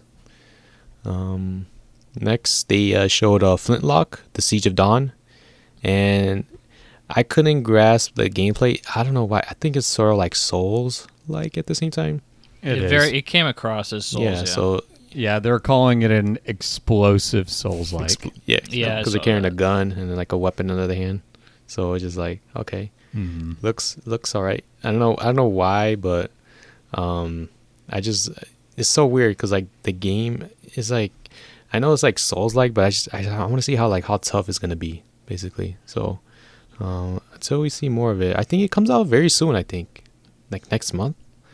I think it is next month. It's in a month. Yeah, it's like I think it's July 18th is what IGN's saying on the article. I was gonna say like I'll throw them a shout out here, a minor shout out, just to say that I'm refreshed to see a Souls-like that isn't like sword and shield or medieval looking. Like every single Souls-like is medieval looking, and I'm like, there is way more room for variation with this genre, right? And like Lies of P, I think, is sort of, the beginnings of dipping into like changing things up, but even that's a little bit more into that old school style.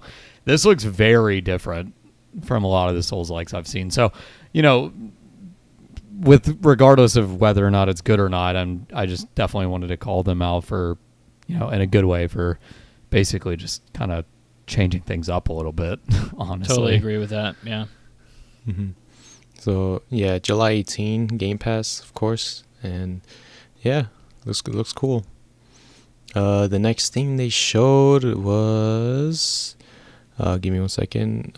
Perfect Dark. So they finally like showed this game, because it's been a while for like Perfect Dark, and this is like, holy shit. So when, like looking at the gameplay, it's just like it looks so like crazy, like insane, like it's like how they're like hacking and stuff like that. And then I don't know if you guys played the N64 game.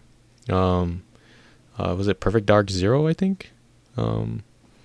Very briefly. I think that's the 360 game. I think Perfect Dark is just the 64 game, and then they made a I think 360 game that's Zero. Yeah. I think I played a little bit of both, because they were free on Game Pass because of the rare replay. Yeah. But they are okay. They are first-person shooters. I mean, I'm sure they were both made by Rare, and I'm sure you know that Rare made GoldenEye 64, and everybody in their mother thinks that game aged horribly. And I would say that probably the exact same thing happened to Perfect Dark, because they were made around the same time and they were made by the same people.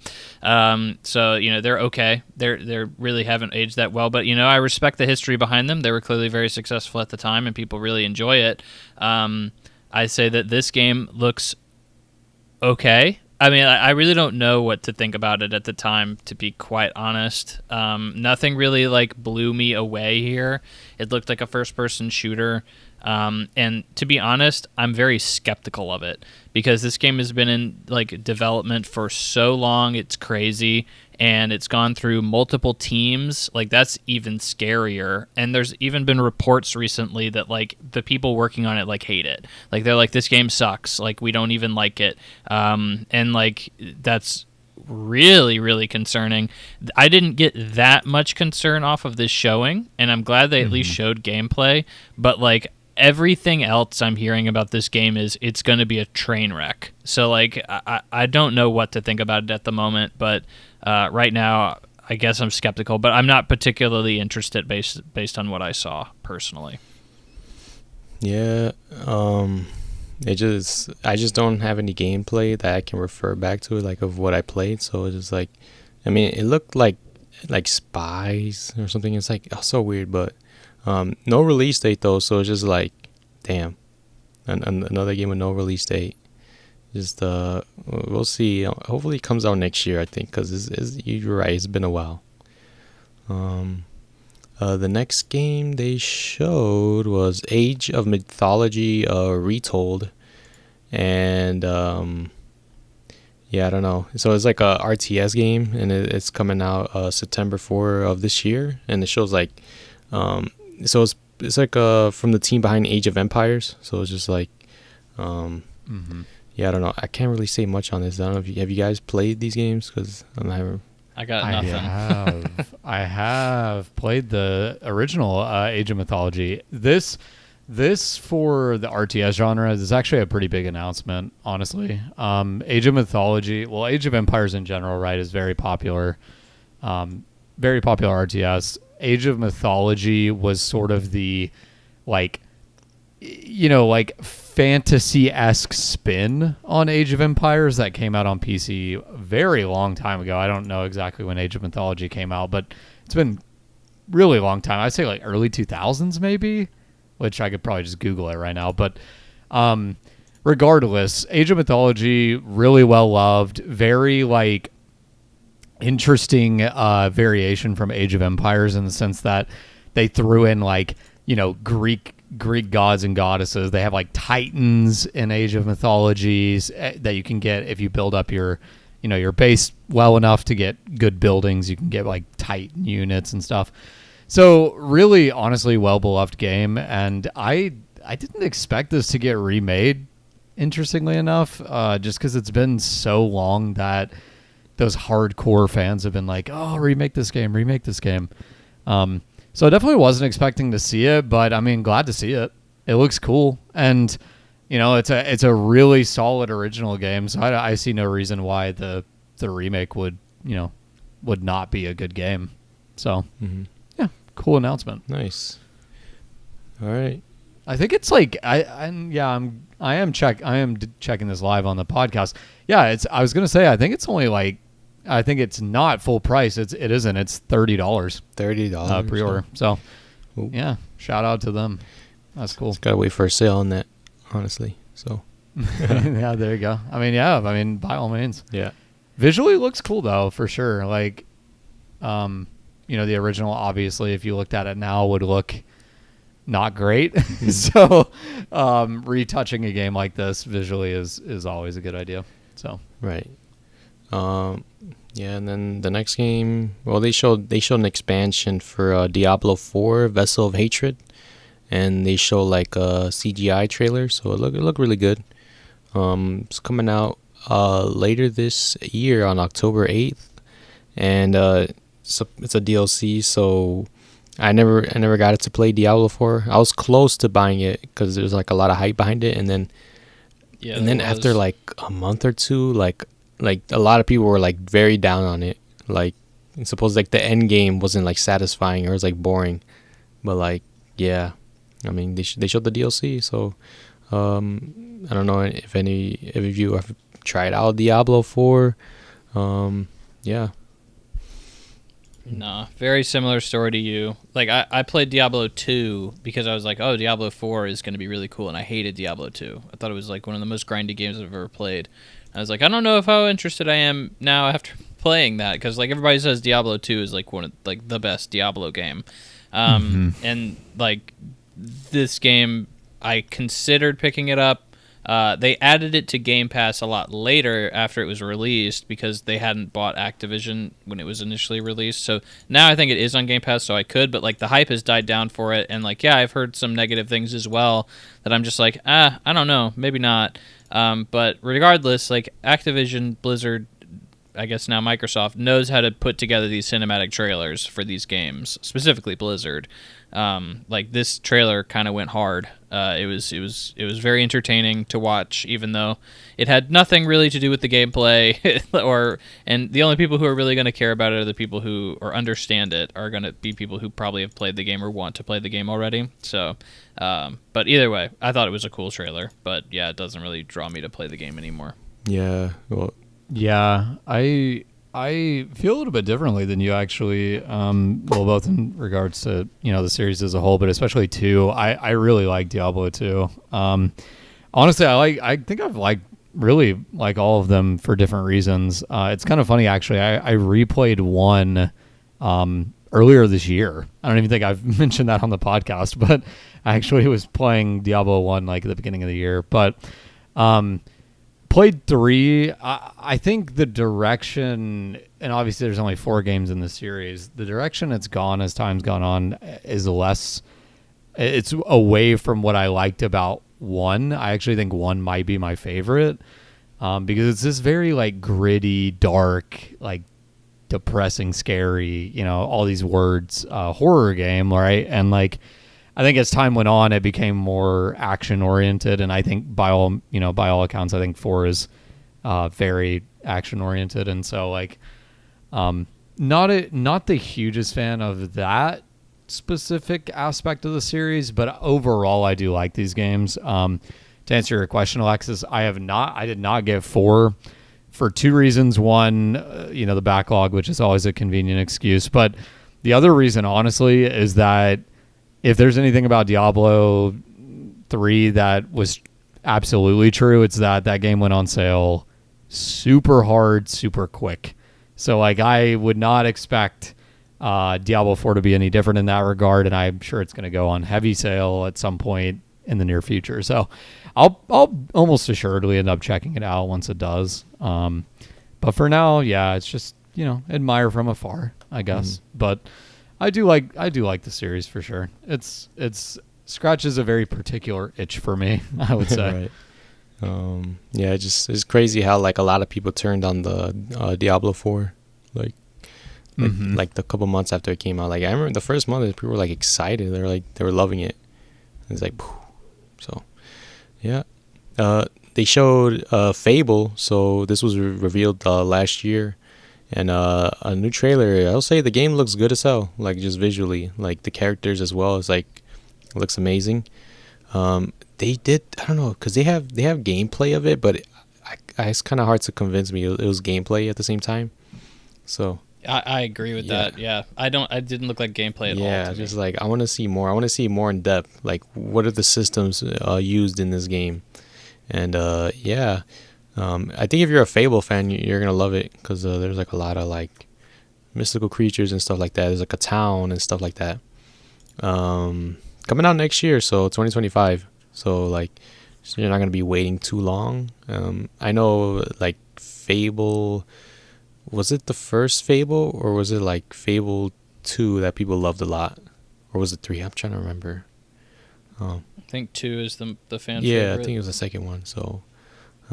But yeah, it's like and there's like a trailer showing more characters and stuff. They showed some guy named Humphrey, so and some enemies as well. So if you're a Fable fan, look out next year. Looks great. That's all I say. So keeping your eye on that. The next game they showed was Fragpunk. So and at first. It was like I couldn't get the vibe behind it, but it's a 5v5 shooter, so like Valorant, like we were discussing earlier in the show. But in this one, you get these cards that like change the environment or your player.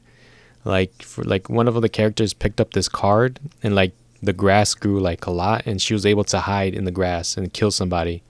So it's just like sort of like you're bending the rules with these cards and stuff like that. And it's also like very fast paced, so twitchy shooter. So I know none of you guys are into like these kinds of games, so you were like probably checked out when you saw this. Me, I disagree, actually. This trailer actually had a lot of personality, and I really like the twist here. In fact, the thing that initially hit me is like, because it's a 5v5 hero shooter, like you were saying, but like the last 5v5 hero shooter we saw get announced was Contrast, and people absolutely hated that reveal. And I feel like this is the kind of reveal you want for a 5v5 hero shooter. Is you want it to have something that separates it. You want it to have a personality that's distinct. And Contrast certainly didn't have that. So I actually thought Fragpunt looked fun. Again, I'm not a huge multiplayer guy, or I guess in general. But if there was a 5v5 hero shooter that somebody wanted to play and they said Fragpunk, I think I would be happy to do that. Like, it looks fun. So I get it. Yeah, I'm interested to see how this plays out, like in the community. Like, are people going to like this, or because my problem with like 5v5 shooters, right? Because I mean, you said it's interesting, right? But like, there's a point where it gets too chaotic, where it's like it's out of your control. Like I have that problem with Overwatch, where it's like when you're like dominating and like you're going crazy, like it's fun, but like when you're getting like destroyed by the other team, it's like unfair abilities and stuff like that. It gets annoying at times. So like, sure. I just want to see how they're gonna balance it out. So next year, yeah, Fragpunk, check it out. The next game they showed is Winter Burrow. So there's like a little like so you play as like this mouse or this rat or whatever, and it's just like you're walking around. This is like a survival game, so you're crafting stuff like that. It's like a little cozy game at the same time. Yeah, I don't know. So this one, it didn't really catch me. So it's just like I'm not interested at this. But it's cool that games like this can exist. You know what I'm saying? Yeah, it adds a diverse amount of games to the lineup. But yeah, I have no interest in this at all. I like that you play as a mouse. That's what I like. So there you go. It's a good positive. So the next thing they showed was Mixtape, and so when I saw this trailer, it's so weird because it's almost like a movie vibe, like a 2000s movie vibe. Even the narrator sounded familiar. It looked like I remember hearing this voice like in those movies back then, like in the trailers and stuff. So they describe it as a coming of age. So you're playing as these like young adults or whatever, and you're just driving around in a car and they're just running around these fields. It's like a cozy game, right? And it's just like I don't know if I will play it, but I'm interested to see like what people think about it. I got Life is Strange vibes from it, like very much. Yeah, it's exactly what I would say. Yeah, so it wasn't just me, but there's like a lot of music, so it's sort of like they showed like actual like music from like bands and stuff. So like, and then also like the movie trailer vibe. So it's just like, oh, this is cool, like it's cozy. So I remember they're just like walking around this field and stuff. So it's like, I would say like a walking simulator maybe, or like a heavy story based game. So like I wouldn't expect gameplay like in it. So like check out the trailer if you're interested in it. Then well, keep your eye on it.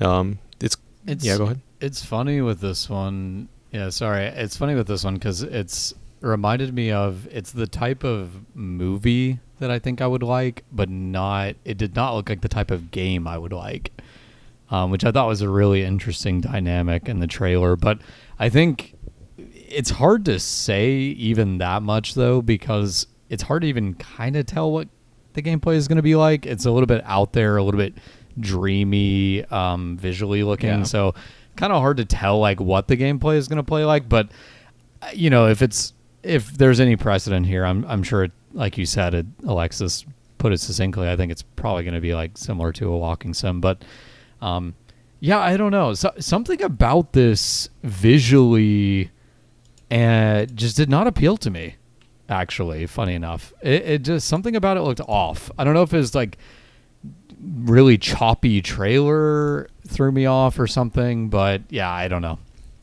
Wasn't really super feeling this one. Annapurna, right? Yep. Your dream studio. Yeah. I know. Watch, it's gonna probably review well. I'm sure that usually do. Yeah, it's I kind of have to mimic a lot of what you guys are saying. Honestly, not as in line with what Cam was saying, but like I think very much in line with what Alexis was saying. This looks like a walking sim. It reminds me a whole lot of Life is Strange, which we'll talk about momentarily. But it's it's artsy. It's an artsy game. And what it really comes down to is it's probably not going to be gameplay driven at all. It's going to be story driven and writing driven. And if those suck, then the game sucks. And that's just something that reviewers will have to tell me. And if that's the case, then I'm not going to play it. Or if the writing sucks, then yeah, I'm not going to play it. And if it does, then I probably will. But I don't know. It's a wait and see for me for sure. Yep. I mean, it looked cool. I will say that. It caught me by surprise. So yeah, mixtape. Check it out next year. Next, they showed was caught me by like surprise as well was Life is Strange. So for this one, it's called Life is Strange Double Exposure, and it's coming out later this year. And the one interesting thing about this is that they're bringing back Max Caulfield, if you remember from the earlier Life is Strange games, which is like a very like popular like character, right? And like the reception on this was crazy. Like a lot of people were hyped for this. Like I was surprised about a lot of people were like into this. Like they're like, it surprised me yeah, it's too. like, oh shit, this game is actually like huge. And I remember when Life is Strange came out, like there was like a huge boom of it, and I wasn't sure if that was still there, but I guess it still is because I think the story of like Max and stuff was like the most interesting. Because I used to watch like videos of like Life is Strange. Like I never played them, but I just watched them because the story was interesting, like and stuff like that. I'm like, oh okay, and I don't think I'm gonna be playing this because I still have to play like those games, and I had to remember what happened during the story of like Max and stuff. But I know that a lot of people are hyped for this, like a lot. Like it's like, oh shit. So, did you play these games, Cam, or you didn't? You already know I did. No, I'm a big fan of the series. Yeah. Big fan of the series. I have played all of them except for 2, which is ironic in a way, A, because I have a brother, and B, because, honestly, 2 seems appealing to me anyways. But I have not played 2. I've played all the other ones. Beat True Colors like last year, actually. Was a little late on that. That was definitely fell into the backlog game, but had a pretty good time with it. I do think it's probably the weakest in the series, which is not the best thing when you're coming into a new one. But regardless, I do like these games quite a bit. I don't really... one thing about me in terms of media is I'm not always a huge fan of the whole gimmick of like bringing back a character. Not that I have anything necessarily against it. It's just not something I'm like, getting excited for. Like I wasn't like slamming my desk like, oh my God, Max is back. Yes. But I respect it. Like if people like Max, and Max is cool, but like I could do just fine with a new protagonist anyway. But regardless, very curious. This is probably a day one game for me. Most likely, I'm thinking, because the trailer just looked really interesting, and it's been a minute since I played True Colors, and I'm kind of itching for a game like this, and I haven't played a game like this in a minute. So maybe day one, we'll see. What's funny is, and I was actually going to ask you guys, I'm trying to do some little background research here. I don't believe they said that this game, Double Exposure, is going to be episodic, but basically every other Life is Strange game is. So that was a bit surprising to me. From what I understand, it is episodic. Oh my God! Of course it is. Yeah. What's funny is I was trying to look it up, and everything I'm seeing suggests that it isn't. But I believe you more than what I'm seeing on Google, because they always are. But be that as it may, then it probably isn't day one for me, because talked about this on the podcast before. I cannot stand waiting for games. In fact, I was actually amazed. Don't know if you ever talked to you guys about this. I was actually amazed that I even played Final Fantasy VII Remake, because I was like, usually I would just wait. But I think that was a little bit of a different scenario because it was such a long wait. Regardless, I'm not a huge fan of waiting for episodes, so I will most likely wait for this. Yes, Henry, you're 100% right. In addition to early access for the first 2 episodes, yeah, and then that's blah, what I blah, saw. blah, blah, blah. Yep. So That was the only inclination that they gave. Yep. Oh, I hate this so much. Why do they do this every time? Oh my god. It's $50. Rant over. It's gonna be costing $50 so to get in.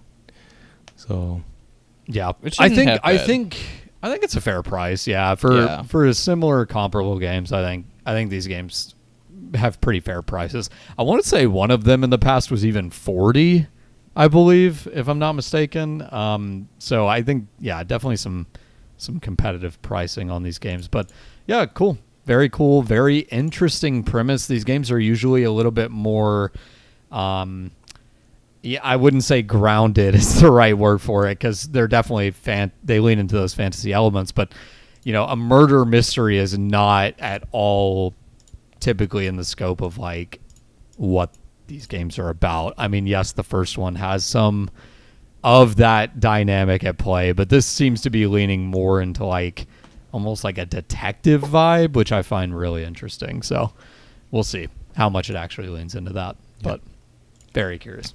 Cool.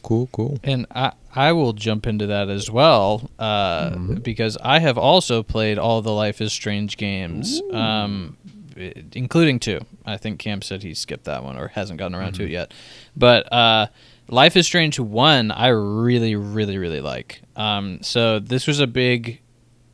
Okay, yeah, they're bringing back Max, and like it seems like they're really having to try to double down on this interesting kind of murder mystery plot. So I really appreciated that because, unlike Cam, I actually don't like any of the other Life is Strange games. I think they're all boring, incredibly boring, or at least very misleading. I don't think anyone has really... I think Life is Strange 1 is like the only one of these games that's done well. I think nobody's really played any of the other games that have come out in this series. What really resonated... I love narrative games in general, and I really, really love narrative games that give me choice. So like Life is Strange is already right up my alley with that. And what made Life is Strange 1 so interesting is obviously you're following a person with a superpower, which is already interesting, that somewhat is used to kind of interact with the gameplay as well. You can rewind your decisions to see like what the initial result of them is, which I just thought was fun. It really doesn't help you in the long run, but it is interesting. And then eventually it turns into a murder mystery, which none of the other games really do, or at least they try to like give some kind of an inclination that will be the case, and then nothing ever comes of it. Almost all the other Life is Strange games, you have like a character with a superpower, and it always seems like, oh, well, this is going to lead to something very interesting, and then it just ends up being some kind of hipster nonsense for like the vast majority of the game.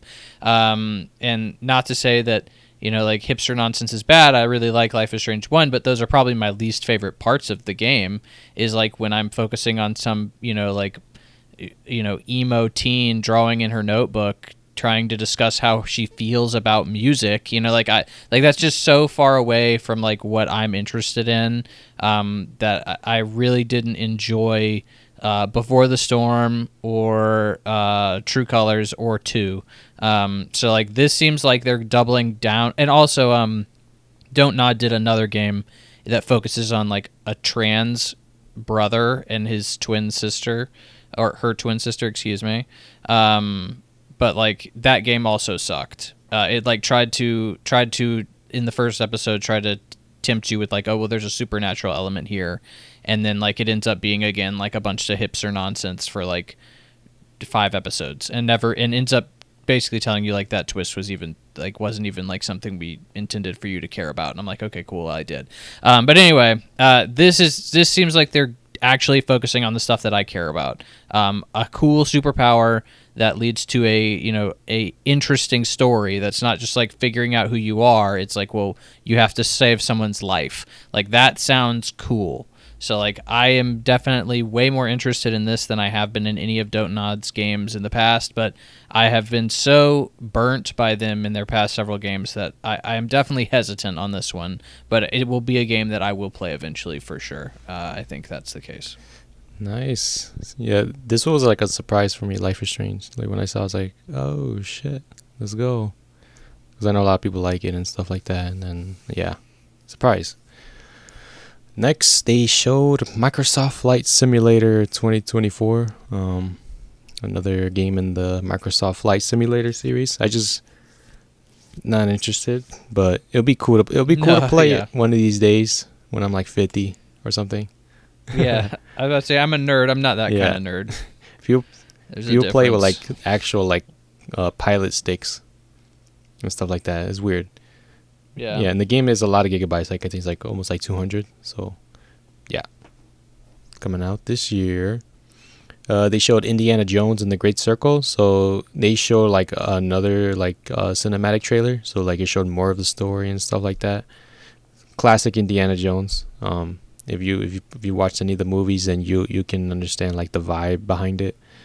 This trailer was just to tell people this game exists. So keep more or less. Keep your eye on it, because I don't think there was any gameplay. So it's just like just a trailer, just a story trailer. So yeah, I think that was wholly disappointing. Yeah, right. I think we talked about it previously, but I was already kind of down on this game.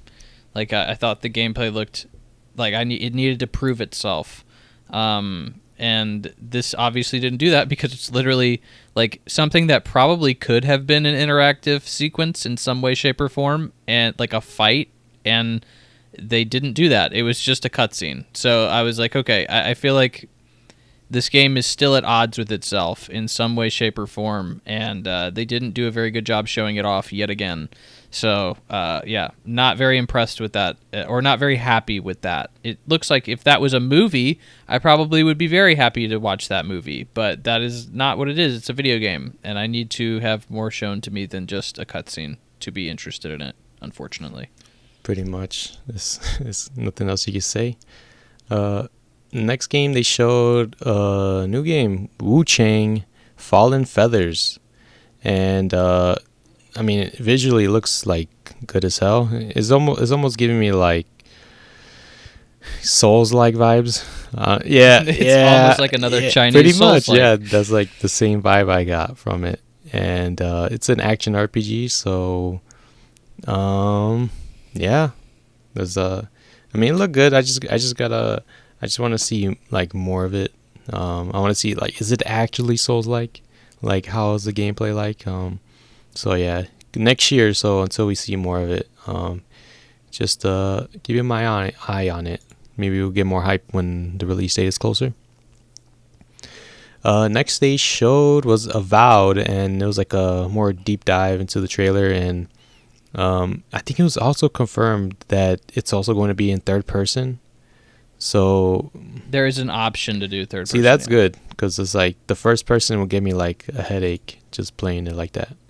So it was just more Avowed, even though I'm like not really that interested in it, like not at all. But if you're like interested in Obsidian or even Avowed at all, like you might have caught your eye on it. But it's cool that there's a third person option. So yeah, Avowed. The next they showed Atomfall, and when I saw it, I kind of like, it was so weird because it captures like sort of like, oh man, like a Sniper Elite or like Wolfenstein. I don't know. It's made by the same team who did. Okay, Sniper yeah, Elite, that makes sense, because I was getting that same vibe from it. It's sort of like after like a war or something. It's so weird, but yeah. So like it looked like weird, like sort of like retro, but also futuristic at the same time. But I like the environments and stuff like that. It's like another trailer. I gotta see more of it, more gameplay of it. Yeah, It's very vague. I'd say it looks like Sniper Elite did Fallout. That's what it looks like to me. Yep. So that's all I got to say on it, though. That's it. The next thing they showed was Assassin's Creed Shadowfall. So like, was this a trailer? They showed like gameplay of it. Yeah, right. Yeah, okay. It was. So yeah. you got like more of a deep dive into it, and then I saw like beyond the show. Like I went on YouTube and I saw gameplay of it, and it looked better than I thought, honestly. But it's still like Assassin's Creed at the end of the day. But yeah, shit. I don't know how to feel about this one. Yeah. Yeah, very well said. Yeah, I'd say very similarly, this is more Assassin's Creed, which is not what I should be saying when they're finally doing Japan, and like this is something that they've like people have been frothing at the mouth for like over a decade at this point or something crazy. Like if you didn't know, people have been wanting Japan to be like a setting in Assassin's Creed for a really, really long time, and now we have that. It's called Ghost of Tsushima, and they're now competing with that. And you can't just do Assassin's Creed in Japan; you have to do a little something else. And this really just looks like more Assassin's Creed. I don't hear people talking about this very much, but I also see it as like a weird thing for them to separate the action-oriented character and the stealth-oriented character.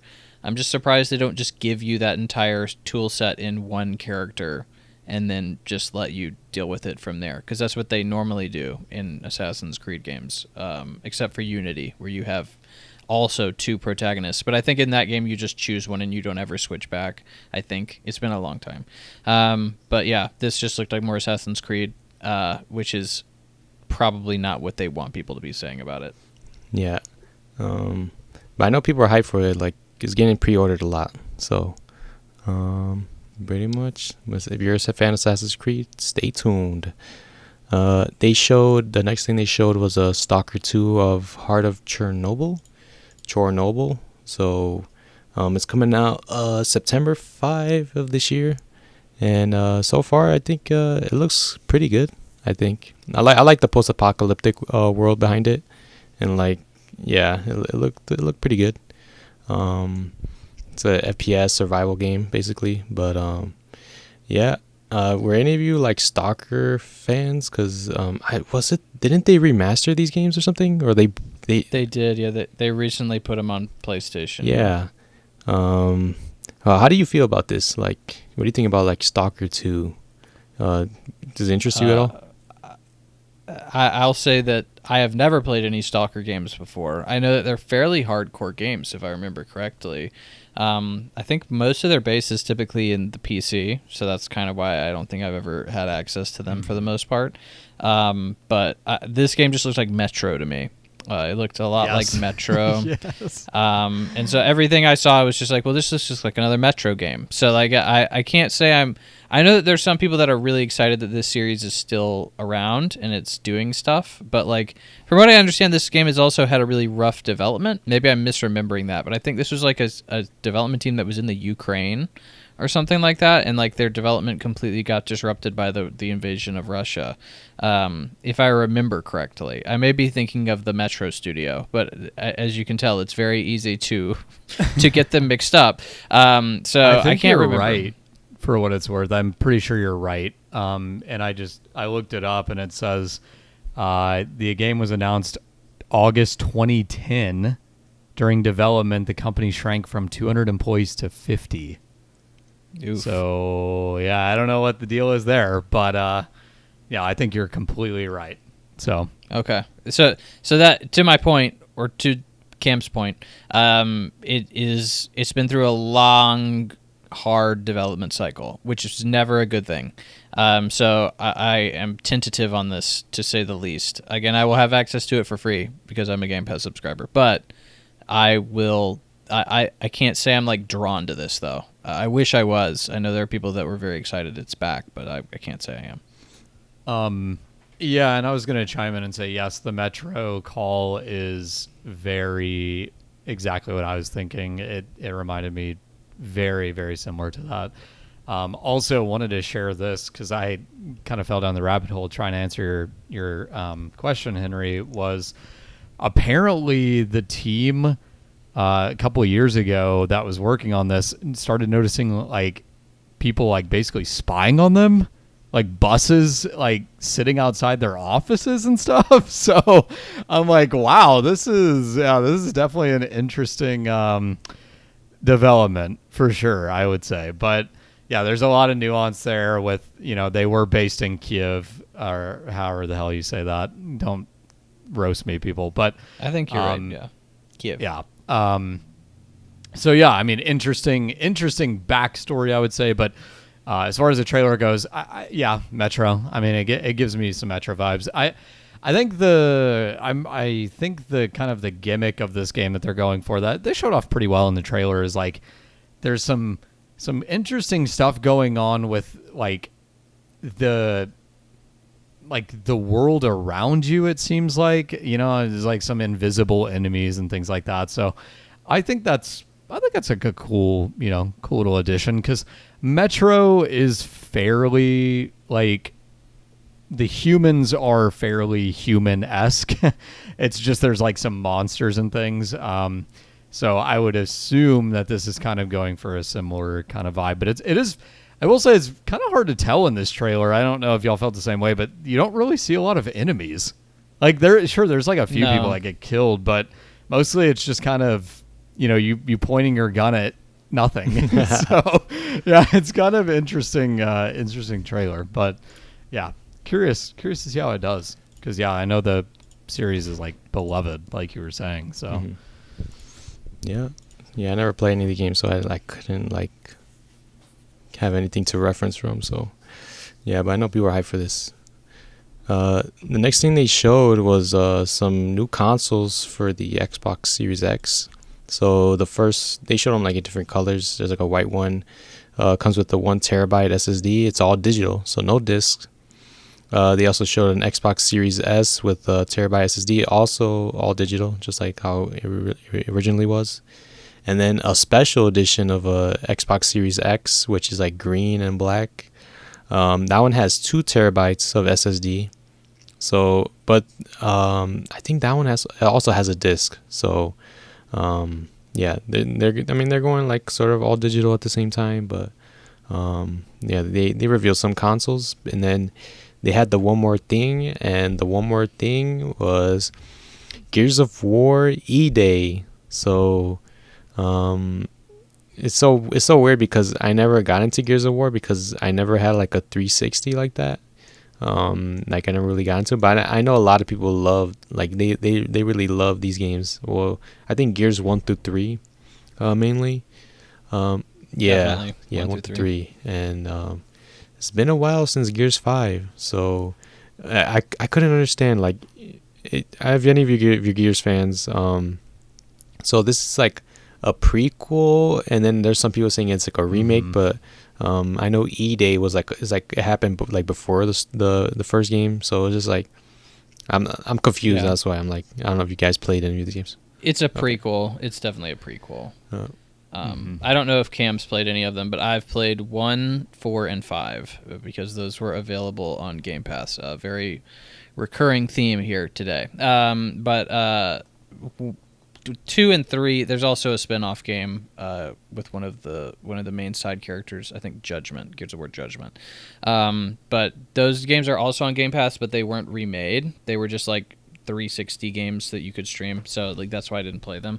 I intend on going back and trying to play those. I was expecting, honestly, like a Gears of War remaster of 1, 2, and 3 collection to be announced here today, or to be announced at the showing, but because I think that's been rumored for a while. But yeah, this takes place. It's a prequel. It's a Marcus Phoenix game.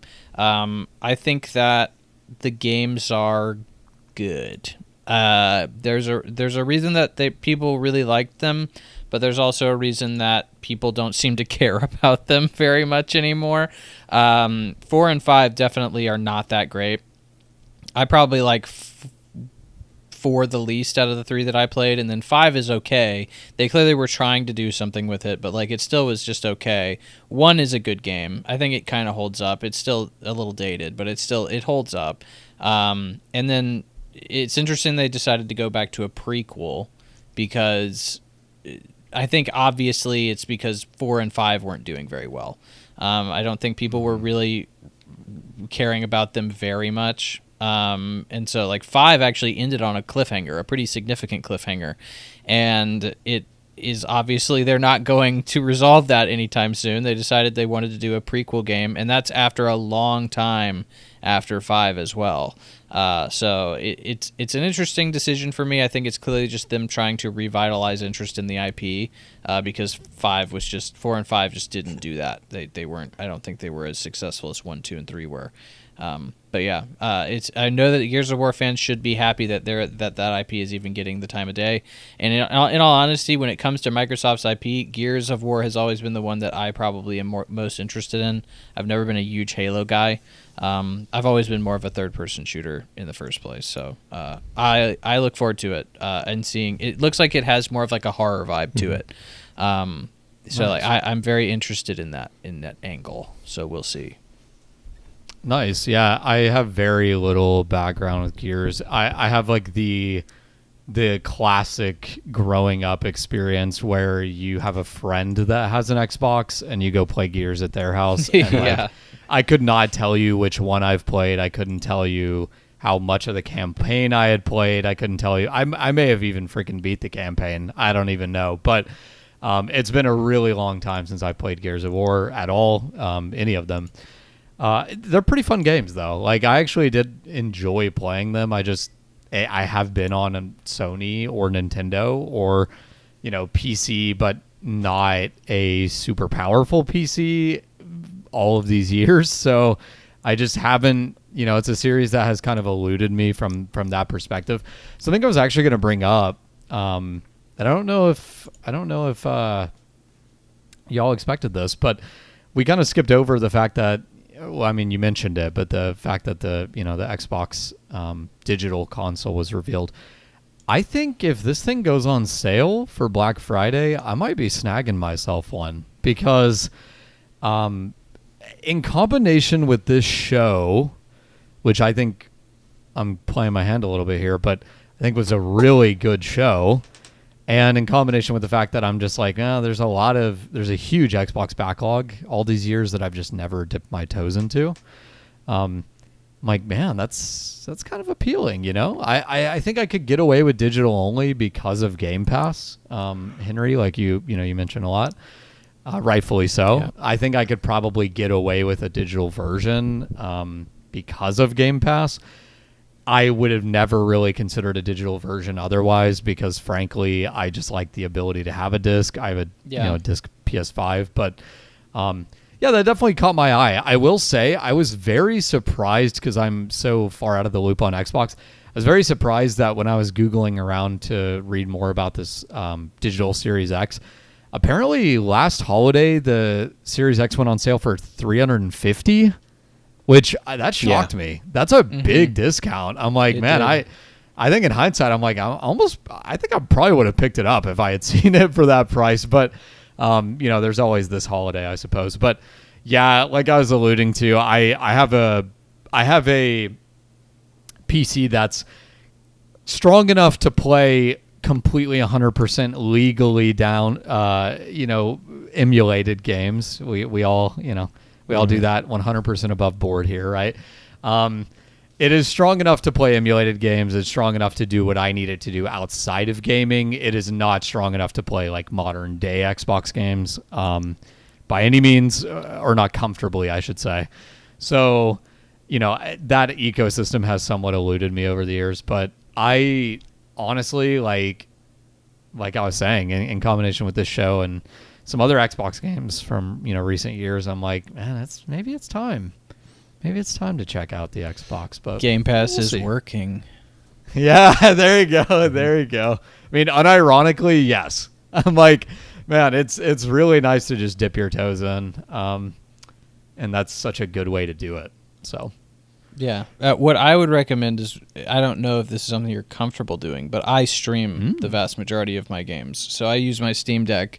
And I stream all of the games that I play on Game Pass. So because I don't want to have to buy another console if I don't have to. Sure. Especially if there's an alternative way of running the games, and PC is a great way of doing that. / Game Pass in general can stream to a web browser. So before that, I actually had a Backbone. If you guys are familiar with those, you can like slap your phone into them and it can turn it into a controller. And I would stream my games through my phone's web browser. That's how I played Halo, all the Halo games before I had a Steam Deck. Is I streamed them through my phone using the Backbone.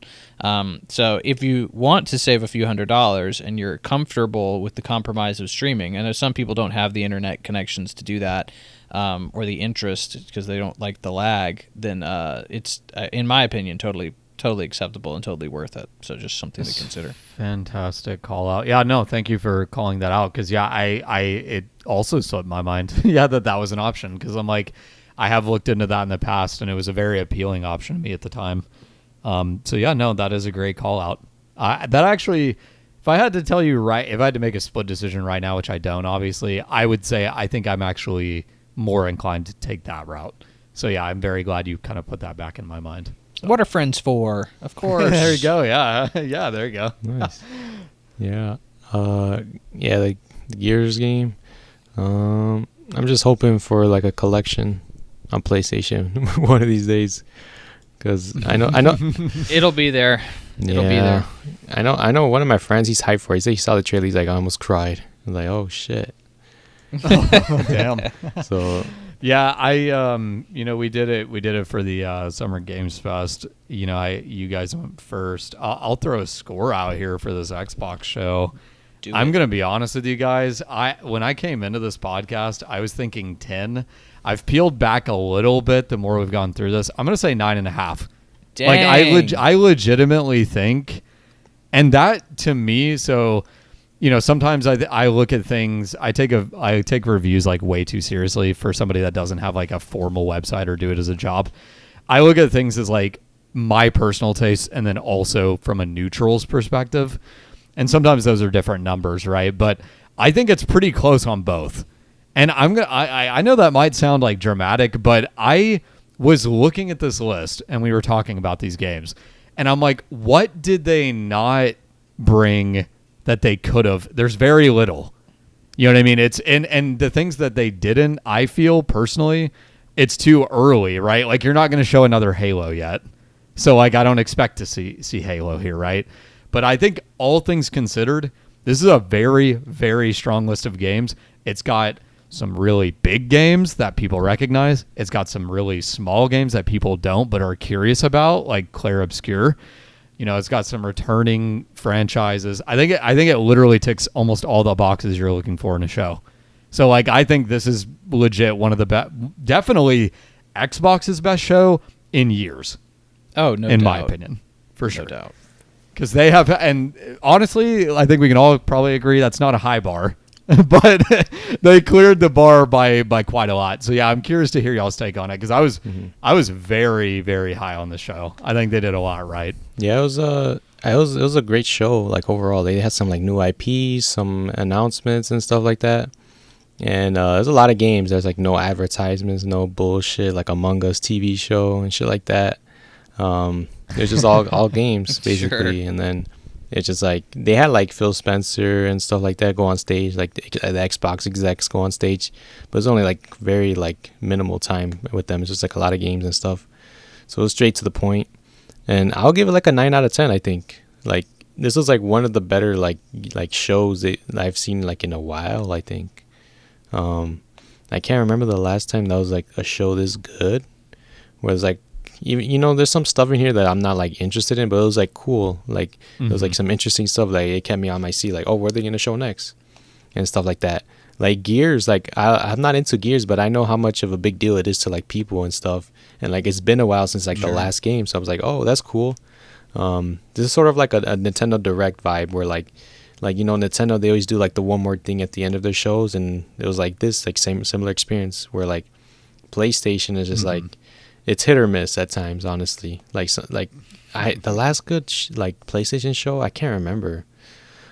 Maybe when the PS5 came out, when they're like showing all these games that are coming and stuff like that.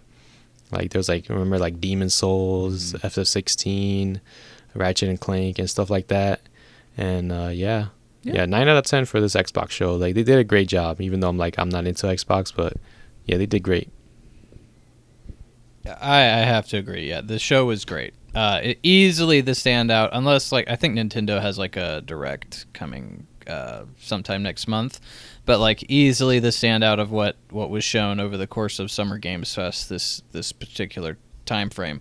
I'm a little bit lower than you guys. I'd say 8.5 though. Still great. The reason I'd say it's a little bit lower than you guys is because like a lot of what was shown was fantastic, great pacing, a lot of stuff that I really cared about for sure, but a lot of stuff I already knew about. A lot of stuff was shown that I didn't think was shown off very well, or I'm still very skeptical of after seeing it. And really like the big mind-blowing thing was like a prequel Gears of War game, which really didn't blow me away either. Regardless though, like I still think this is easily one of the best conferences / press releases we've seen in a really, really long time. I'd say like if I had to give my favorite conference I've ever seen, that's like probably like a 9.5/10 in my book, is like I can't remember the exact year, but it was the year that it was Sony's conference where they showed off like Final Fantasy VII Remake, Shenmue 3 Kickstarter, I think The Last Guardian, and like Resident Evil 2 Remake. I think like all of them were in the same, and I think like even The Last of Us was in that conference too, was shown off. I think I'd have to go back. I think you might be right about that. But like, holy frick! Like, talk about banger on banger on banger on banger, and not all of those games turned out great. Like Shenmue 3 sucks, but like like it's still like just even the moment of like Shenmue 3, that game that a lot of people like is coming back. Like I saw that conference in a theater. They like had like movie theater showings of it. It was insane. Yeah, like everybody was going crazy. It's still one of like my favorite moments. Like just in general, that conference is like one of my favorite moments ever. But like in gaming. But this didn't meet that, and that's why I kind of like have to take a step back and be like, it's not a 10 out of 10, but it's still like it's hard for me to really complain about this show at all. And at the end of the day, it shows that you can buy success. Microsoft has done it. True. So good on them. Good on them. I'm glad. It almost makes up for the fact that they closed Tango just a couple of weeks ago. So good for them. Yeah. This was like, I know what you mean, but like E3 was just different. I think it was like a different era. It's like E3 was like all the bangers. So like now it's just like it's toned down like way more compared to them. Yeah. Which sucks. Agreed. Because like sometimes I like watching like the FF7 like remake reveal from some people, like, oh man, what was it, game trailers? They have this reaction of them reacting to that, and then Shenmue 3 after. It's just like they're just like going crazy and stuff, and like damn. That's such a popular YouTube video for reactions. I swear it has so many views. It's so funny. And then also with I'm trying to remember those. Like the RE2 remake one was good too. Like when Leon came up, when they showed Leon and stuff. Dude, when I was in that theater, I had never played a Resident Evil game outside of 5, so like I didn't know anything about what the heck was going on. But like that rat crawled across the screen or whatever, and like people started screaming in the theater. I was like, what is going on? I was like, what is this? And then it was Resident Evil 2 remake, and it was crazy, man. People went insane. Man, yeah. That is tight, man. I was gonna throw this out there, and I actually forgot to mention it pre-podcast, is if y'all are in for this, it would be cool, I think, to do like well, we don't have to call it this, but this is the first thing that came to my mind, was like a stud and a dud. And honestly, obviously we have one more conference to hit on, so we can wait until that's over, but just something to think about in the background, right? I think that's always a cool like thing to ground yourself on. I think doing just one overall is probably fine. I don't think we need to do like one per conference, although, it's up to you, I suppose. But yeah, I think that's always a cool thing to do. So I'll probably hit y'all with one at the end. Yeah, totally. Wait, what?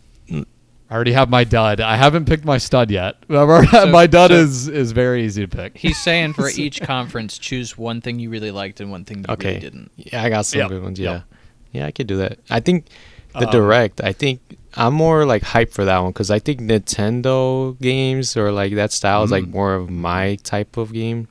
So, like compared to like Xbox and maybe even like some parts of PlayStation, it's just like, nah, I think I'm more leaning into Nintendo. I know because they're gonna be showing like more Japanese stuff, and the leaks are saying everything and shit like that, but we don't know if that's real or not. So, yeah, I'm just hoping for that Direct. Like I'm just hyped for that. I think that's it. That's it for the show. You want to go through Ubisoft's like really quick, like fast fire? Because it sucks. So. Let's do a couple. Yeah, let's quick. That's the highlight. Is it sucks? Yeah, I'll just highlight some of them. It doesn't even deserve a grade. Yeah. So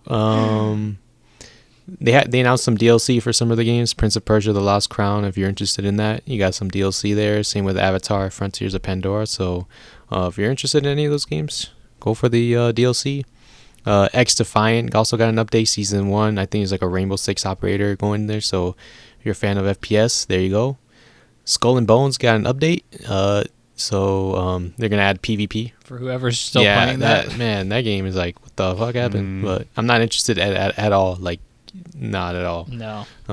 They added PvP to it, and then more Star Wars Outlaws that we were discussing earlier. How like I will say like the game does look good. I just gotta see how it plays out because you know that Ubisoft stank is on it, and like you gotta keep an eye on that. Yeah, I hear you on that.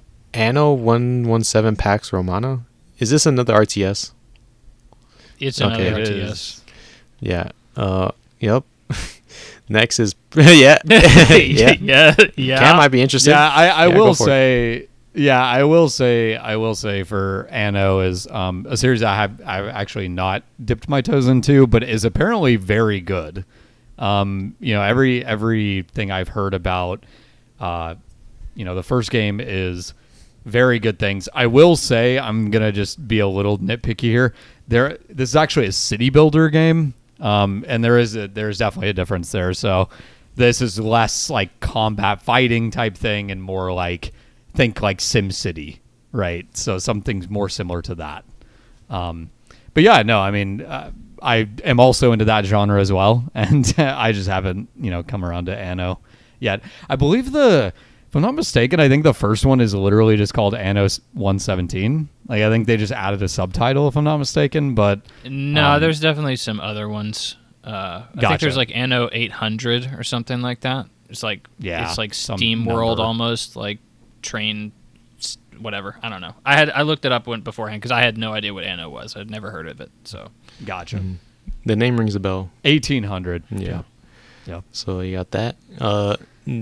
A surprise. So they revealed that the Prince of Persia: Sands of Time remake. We're like, where the fuck is it? Is slated for a 2026 release date. Oof. Yeah. Crazy. Oh, yeah, man. that's an oof. Like, what the fuck happened? So something went wrong. So we're gonna be waiting a while for that. And yeah. Completely got scrapped. Clearly. pretty much. So, and that sucks because I love playing those games on the PS2. I was like, no. So I'm gonna be waiting a while for that. They also showed Assassin's Creed more Shadowfall gameplay. So Assassin's Creed fans, keep your eye on that. So and that was it for the Ubisoft Forward. So yeah, it was pretty much just the update on the games they have at the moment, and except for the Prince of Persia: The Sands of Time remake, which I think was the big thing from here. That was pretty much it. And you guys want to go over the Dragon Age Veilguard demo? I do. I want to say quickly on the Ubisoft thing, it didn't have to suck. It didn't have to. It was clear, like there's definitely stuff they could have talked about that wasn't lame, and wasn't just like, here's just an update on an existing live service game or something like that. This was clearly like an ad conference, which is unfortunate, but like, they have the Splinter Cell remake or a Splinter Cell game in development there. They have Beyond Good and Evil in development still. Like, these are games that probably would have been interesting to see. They just didn't want to show any of them because they were more interested in showing off more imminent, more profitable, probably, games that they needed to shove down our throats. So really the only interesting thing that they even showed vaguely is Prince of Persia Sands of Time remake, and obviously they only showed like an image that was like, it will be out in a few years. And it's like, okay, cool. That's not something I care about at all, thanks. So, yeah, if I had to rate this is like a D-. Like, it's I was bored out of my mind. No bueno. D-. Same here. Yeah, it was bad. Yep. I'm like right around that too. It's like you said, there's no pizzazz, there's no nothing. It's just like soulless advertising. Honestly, I don't have a ton to say about this one. All right, that's it for the showcases. You want to lead the charge on this, Henry, about the gameplay for Dragon Age Veilguard? Like, you want to hit it on it real quick? Sure. Yeah. So Veilguard obviously has been in development for a really, really long time. And it's, like I was saying earlier, BioWare's been going through a lot of turbulence in terms of just trying to get out a product that people like anywhere as much as their previous games, or their like games before they were acquired by EA, pretty much. This was them coming out. It's very funny because I think we actually talked about this on the draft, but like this game was slated for a summer release of 2024, and both Cam and I were like, no shot. Like, who's crazy enough to draft this game? There's no way it's coming out, because we hadn't heard anything about it. And then this week they were like, apparently every single day this entire week, they are showing off something else for this game leading up to the Game Informer cover story on Friday, I believe. And so, this was the gameplay demonstration. The original cinematic trailer that we were just talking about during Microsoft's showcase was met to overwhelmingly negative response. It doesn't, from what, in all honesty, I wasn't like completely against it. Like, I didn't hate it. I didn't love it either, but I didn't hate it. It just looked modern, which, like, Dragon Age has really gone through a lot of changes throughout its time as a franchise / video game. So, like, obviously the original game is more of a strategy game in a way. If you played it, you kind of know what I'm talking about. The second game is more of a hack and slash kind of game, and the third game is more so like an open world, almost Ubisoft-y kind of grindy quest built game. So it's each game is very, very different. And this game is now, it almost looks like medieval Mass Effect 2. If I had to put like a pin on that. Great way to put it. So there's obviously a lot. It's more real time focused, but you can stop and like issue commands to your party members, or like put moves on the board, or not put moves on the board, but activate moves from like a almost stop motion kind of issue commanding kind of scenario, or like menu. It really floored me, actually, when they first showed, like, when the gameplay first started, because I was like, there's no way this game is even close to ready. They have not showed anything for this game, literally, I think the last time I heard them even talk about it, they just showed concept art, which is like, if that doesn't tell you that like this game is nowhere near ready to be shown, like it is when they are only showing you concept art. So like I was like, this game is nowhere near ready, and then like you see this big vignette of like this city under siege, and I was like, oh dang, like this is really well done. Like this is clearly very far along, and people really were not. I was watching the comments while this was on YouTube while this was being shown, and it seemed that there was a bit mixed reception, but most people seemed to like it. And then afterwards I checked the like to dislike ratio, and it's significantly downvoted, which I can't say I get, and I'm interested to hear your guys' take on this. But I think that it was not a perfect showing. So for instance, this was very early on in the game, to a point where they have no moves available. So like the entire gameplay demonstration is them spamming like one special move, which I just think is just not how you're supposed to show these games off. They did not have any party members available for you to issue commands to or anything like that. So there was no interaction with that, and it was a level 1 character. So like there wasn't a lot of interesting combat situations for them to show off at all. I don't know. I think that this honestly looked okay. Like, it looked way better than what I was expecting it to be. I still think the combat doesn't look great, but I think it could look way better than what they showed. Again, why they decided to show what they showed is kind of beyond me, but it is what it is. I think what really BioWare is known for is its world and its characters. And from what I saw from this, I actually really liked it. Like, the interaction between Varric and Solus, who are your reoccurring characters from Inquisition /2, I thought was really good. And so I really feel like, even though I didn't hate the initial cinematic trailer, I think that there was blood in the water. It seems like, at least from my perspective, there was blood in the water, and people were just ready to pounce on this game because they had already seen this Fortnite-ified cinematic trailer after so long of waiting that looked a little bit too comical, a little bit too hero shootery, and I don't know. Cam, I'm interested to hear. You said you're a big Dragon Age guy too. What is your take? So first of all, I fully agree with what you're saying in terms of being surprised at the reception. I was definitely surprised at the reception for a few different reasons. So and also I think you make, and I do want to give you credit for this too, you make a really good point about the combat they showed off in terms of it. Just, I agree with you. I don't think it's a great move with a game that has uncertainty and doubt surrounding it from all angles to show a very bland combat demo in terms of, bump that character's level up a bit, give you one companion to issue commands to, and just run it on the demo. Like, I don't care if you don't want to show me abilities. Like, show me a few abilities. Because the problem with that line of thinking is, like, you strike this, you have to strike this balance of not revealing too much, but also revealing enough to get people interested, right? And I feel like from the story perspective, they did that. They show you a very, very small clip of the story. It's from the beginning of the game, I presume. And it's like, that's sufficient, right? That's sufficient and fine, and it's story setup. But then the gameplay side, it's like they just, like you said, it's like they took you with this character, and I fully appreciate and understand this might even be straight up the opening of the game. So, like, it is the opening, yeah. Okay, there you go. Yeah, they clarified that. So they just booted up a new game, and like that's the character you're using. But like, you gotta throw me in a couple minutes of like mid-game action. Fight some like absolute just stupid enemy. You know what I mean? Go fight like a couple wolves or something at level 10.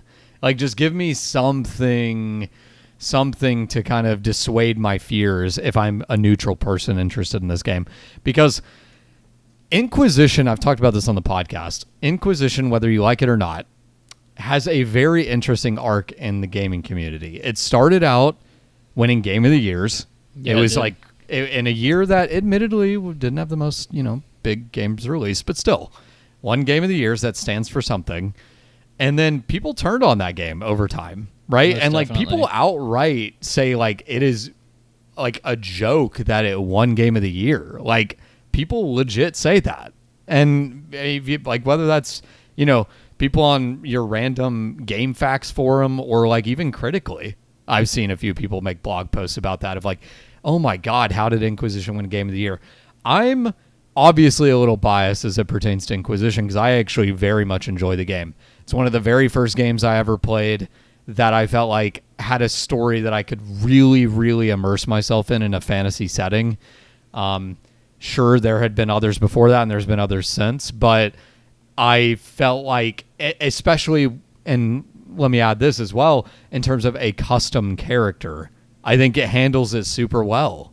And, like, honestly, I'm a big fan of that game, and I'm still a big fan of that game. I actually thought about replaying it a few years ago. The only thing that dissuaded me a little bit is it's just such a damn long game, and I have a big backlog. But, bouncing off those points, Henry, I'm going to kind of elaborate as well on what you were saying and kind of support you by saying that, like, something I'm confused by, what are these people that hated this video? What did you expect?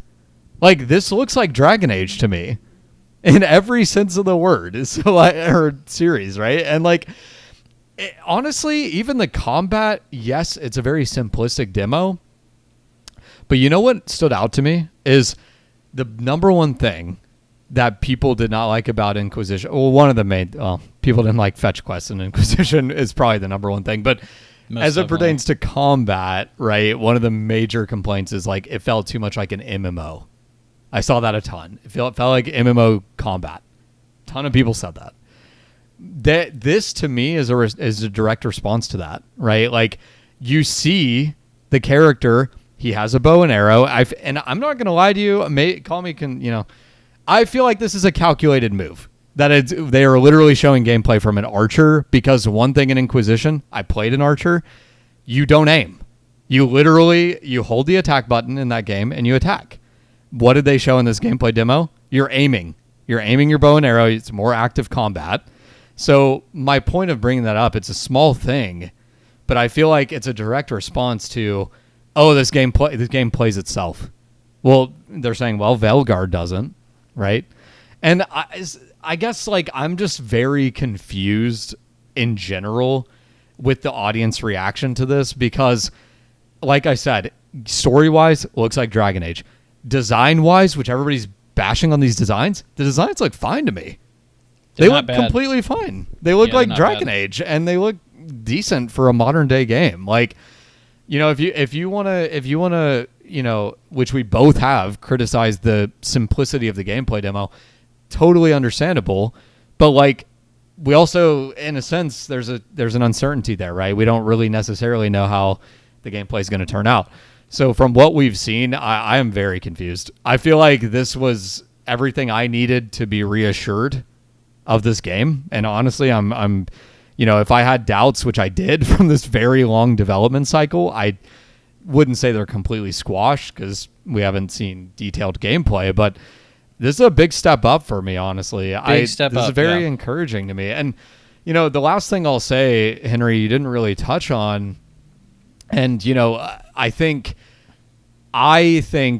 us three, right, would be charitable enough not to immediately jump to this, but I think it's natural to think of, and I think people are 100% going to point this out. This game is coming out after Baldur's Gate 3. It's got to compete with that indirectly.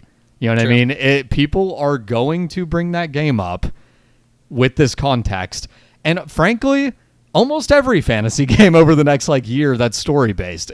Whether that's fair or not, they're going to get compared to that. So, that to me is not fair because every game is different and the amount of resources that go into every game is different. But I just wanted to throw that out there that, if you're listening to this podcast, gear up if you're a Dragon Age fan because the Baldur's Gate comparisons are coming. They're probably already out there. So, I definitely are. Liked this. Yeah. And I'll say that I'm glad you brought that up because somebody I heard bring that up as well, and I actually do agree with this.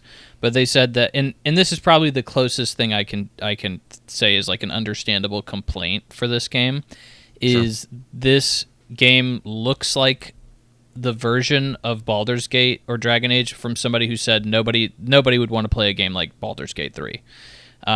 So you take out the turn-based elements, you take out the more strategic elements, you make it a hack and slash, you make it over the top. It does feel like this is a corporatized, like if an executive sat down and said, we don't want Baldur's Gate 3, we want something that everybody wants. It fits more of that mold in my eyes, which I get. But I agree that those comparisons are not fair. And I will say that, and one thing that you said that I will push back a little bit on is you said, well, what do people expect? And I say, there's really not any, what do you expect? I don't know. This series has, like I said, kind of gone up and down so much and changed so much over its iterations. I don't know. Will they go back to the combat that was in the first game? Will they completely change it to something new? I don't know. I don't think that there's ever really been a definitive, this is the Dragon Age formula that people understand as, this is what it should be. And so, but that only goes into our point of why are you so mad? Like if there was no expectation, why are you so mad that it is something you didn't want? Like that doesn't make sense. So I don't know. Alexis, we've kind of been dominating this. Do you have anything to add to that? It's kind of messed up because I know what you're talking about when the Game Awards and stuff, when this game got Game of the Year, and then like over time people are saying it's the worst game that got awarded. So it's like, damn, like I don't know why, because I remember people loving this game. It's kind of fucked up too, because I'll admit I haven't played it, but I bought the game like a long time ago. And I just never sat down and played it. Like, I'm talking about like 2016, 15. Like, I've had it in my library for like a long time.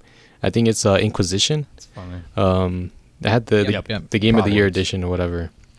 So like, there's a part of me that does want to play it because like I had an interest in it. It's just like something happened.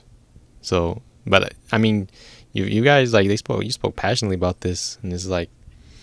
Yeah, I just it's because this game has been like a long time in the making, so it's like, yeah, it's just waiting for it to come out. I wonder what people are gonna think about this one and how it compares to how it was originally. Yeah, and I'm glad you brought up that you had Inquisition, because I was gonna say this is always the natural conversation we have on the podcast when a new game in a series gets announced is, do I have to play the previous ones? I would say for this, it looks like it doesn't look like. I'm trying to choose my words carefully. It's pretty directly tied to Inquisition, so at minimum. So yeah, absolutely. I would recommend people who need that level of immersion to go back and play Inquisition, and I think Henry would 100% agree with me when I say, please do not do all the quests in Inquisition. You will hate the game to death. Yeah, it sucks. Yeah, absolutely. I love that game, and I do have some level of bias, but even I can step away and say there are way too many fetch quests in that game. Way too many. 5 flowers and come back. Yeah, almost more than any game I think I've ever played, to tell you the truth. But like, once you get out of that completionist mentality, it opens up a lot more to, being a little bit more digestible. So agreed. Yeah. All right. Sweet. That's it on the Dragon Age, the Veilguard. Pretty cool. Packed show today, man. It was like there was a lot. Packed. It was crazy how they just happened like within the same within a couple days and stuff. So yeah, next week the next episode will be like more calm down, more traditional, less, more news, stuff, so and impressions on next episode. We decided we were going to skip them this episode as well because it's such a packed episode. But I was going to say, do y'all want to jump? And hey, I'm open to different naming, but y'all want to jump into studs and duds? Sure. Yeah. Oh, that's great. Oh my gosh, which conference y'all want to hit first? Let's go with Summer Games Fest. Started off with the beginning. All right. Okay. Are y'all ready, or do y'all want me to go first? You can go first. Yeah. Go first. Look at the list. Yeah. Okay, cool. I have my dud was very easy to pick from this conference because I ripped into it a little bit earlier in the podcast, so I won't rip into it too much more here, but it's Civ 7. It's a useless trailer that frankly doesn't do anything for me. I think calling it a dud might to some people sound a little harsh because it didn't do anything actively bad, but in my mind, if it's pointless, and I have that level of bias of liking the series, those things combined, it's a dud. It's a dud for me. I don't care about that trailer at all. The stud, maybe not a surprise, maybe will be a surprise, probably not a surprise. Was actually, if we're taking these stories as a whole rather than games, I'm going to cheat a little bit here. It's the Blumhouse Games thing, I think. Nice. I think that the fact that there's 6 of them is interesting. The fact that they look good was, a few of them look particularly good to me for a low budget horror game. Was especially interesting, and I heard some impressions on a few of these games. I think some people got a little bit of a hands-on.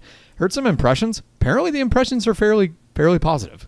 So I honestly, that was the stud for me. I think that I'm, very curious to see how these games turn out, and always, big horror fan, so I'm always down for a new horror game. So, yeah, that was mine for Summer Games Fest. Nice. You want to go, Henry? Yeah, sure. So I will say that my dud. We're starting off with duds, right? Sure. Maybe not. Maybe I got that mixed up. But my dud is Delta Force Hawk Ops. It's honestly, looking through the list, there's nothing that's like, oh man, that's abysmal. Like for one reason or another. Like everything here is like okay, but like that is so okay that it like makes my eyes glaze over, and like I was like, okay, yeah, I'll never touch that with a 10-foot pole. It just looks like a generic military shooter that I'll never play. So cool. Thank you for that. And then my stud is the only thing that made me like smile and like perk up throughout the entire show, which was Alan Wake 2 Night Springs DLC. Nice. It made me immediately go purchase it, which is, like I said, I love the base game, so I really am excited to dive into that. So that would easily be my stud. Nice. Cool. So for my dud, it would have to be the Harry Potter game, because it's just like it just came out of nowhere, and just like Quidditch, like who wants to like play this game? Who wants to buy it and just play Quidditch all day long?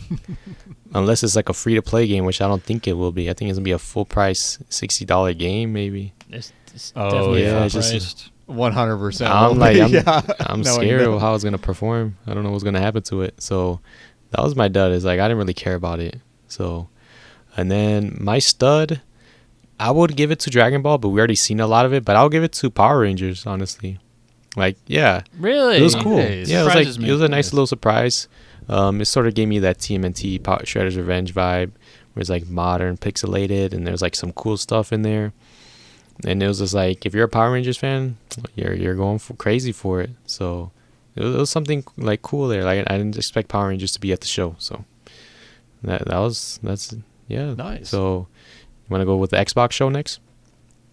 Same order. Sure. do it. Yeah, I'll hit those. The Xbox stud for me was a little bit trickier to pick, but the dud was not tricky for me to pick, and the dud is 100% for me Avowed, which I know might surprise some people, but I think honestly I've been holding back my harsh opinion on this game for the most part on this podcast. This just to me looks like low budget Elder Scrolls, like in every sense of the word. I'm sorry, it just does. Like it doesn't look different. It doesn't look unique. It doesn't look great visually. So like I can't help but compare it. And honestly, I don't think anything shown here did anything to convince me otherwise. So that 100% is my dud. As soon as we did the Fantasy Critic, because this game has been, we've known about this game for a while. As soon as we did Fantasy Critic, I wanted nothing to do with this game. I'm like, this game looks just okay at best.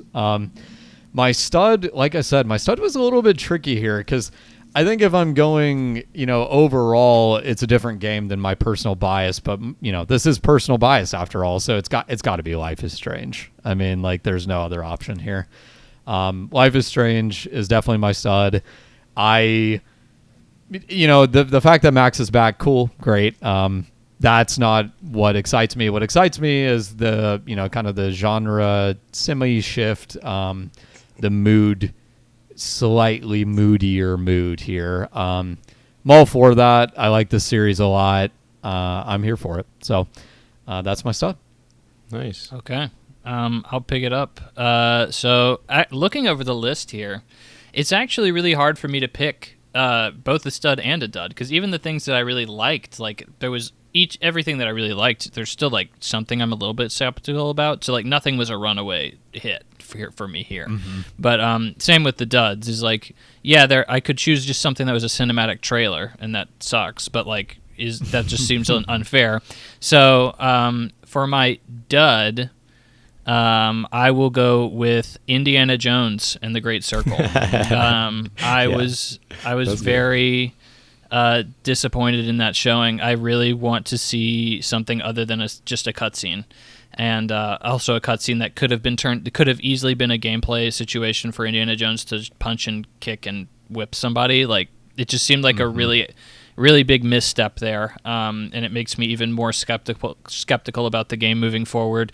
For my stud, again, like I said, nothing here was like perfect, but for me, the game that I'm easily the most interested in playing is South of Midnight. That is my stud. I think it looks cool. I think the gameplay outside of the combat, it looks pretty fun. It's my kind of game, so I'm looking forward to it. Nice, cool list. Alright, so for my dud, just looking at it, I didn't want to be mean and choose the mouse game because I know they put a lot of hard work into it. That was my first choice, but I think I'm gonna give it to. Wait, I just lost it. What was it? It was World of Warcraft. That was the dud of the show. It's like, why did this have to be here? Right? It's just like. Because they own I know, Activision. but it's like it's an Xbox games showcase. Can I play this on Xbox? I don't know. I don't think so. So it's like, Ooh, it's a loophole. and then it's just like, Is it valid? Yeah, I it's hear you. I don't care. Like, it wasted my time. Can I get my like 2 minutes back? So, yeah. There you Dang. go. And then This is brutal. I love it. and then the stud, I would have to give it to Expedition 33. So it's kind of obvious, but Nice. new IP, cool gameplay. I like the style. The story looks interesting. So it's just like, I want to see more of it. And it's coming out next year, so we got some time. I think next year is looking packed. So, yeah. It is, So, for there sure. you go. Yeah. I love how all of our answers were different. That's awesome. I was literally about to say the same thing. I think that's so cool that, as a group that we have such varied taste. And I know, like, we do have some commonalities, right? We all have some Final Fantasy, but still, we do have some very different tastes. And I think it's always really cool. So Absolutely. Yeah. I didn't know you were a Life is Strange, like, fanatic. So it's just like, Oh, ooh. really? Yeah, no, I must not have. I don't think I have talked about it much on here, but yeah, I'm really a big fan of the series. Honestly, to tell you the truth, and this is why I was actually like a little bit surprised I didn't care for mixtape, is like that genre is right up my alley. I love horror and I love dramas. And especially like coming of age is always a cool genre to watch in movies and games too. So yeah, Life is Strange definitely right up that alley for sure. But yeah, no, definitely excited for the new one. And I think we could probably all agree Ubisoft does not deserve studs and duds. It didn't earn our respect. No, So. the whole conference was a dud. Yeah, I was gonna say there's no stud. There's no stud here. this is a dud. So, and then you want to go to the PlayStation store or not the store, the showcase or whatever, if you want to or not. I mean, honestly, I think I'm good. Honestly, I don't even remember some of those games. that's why I'm kind of Astrobot was the stud. Yeah, there you go. There you Thanks. go. Yeah, there you go. All right. So I guess that wraps it up for a showcase packed episode. Thank you everybody for listening. Be sure to give us a rating on Apple Podcasts and Spotify. Thank you everybody for listening to this episode, and we'll see you at the next one. Peace out, everybody. Bye-bye. Thanks, everyone.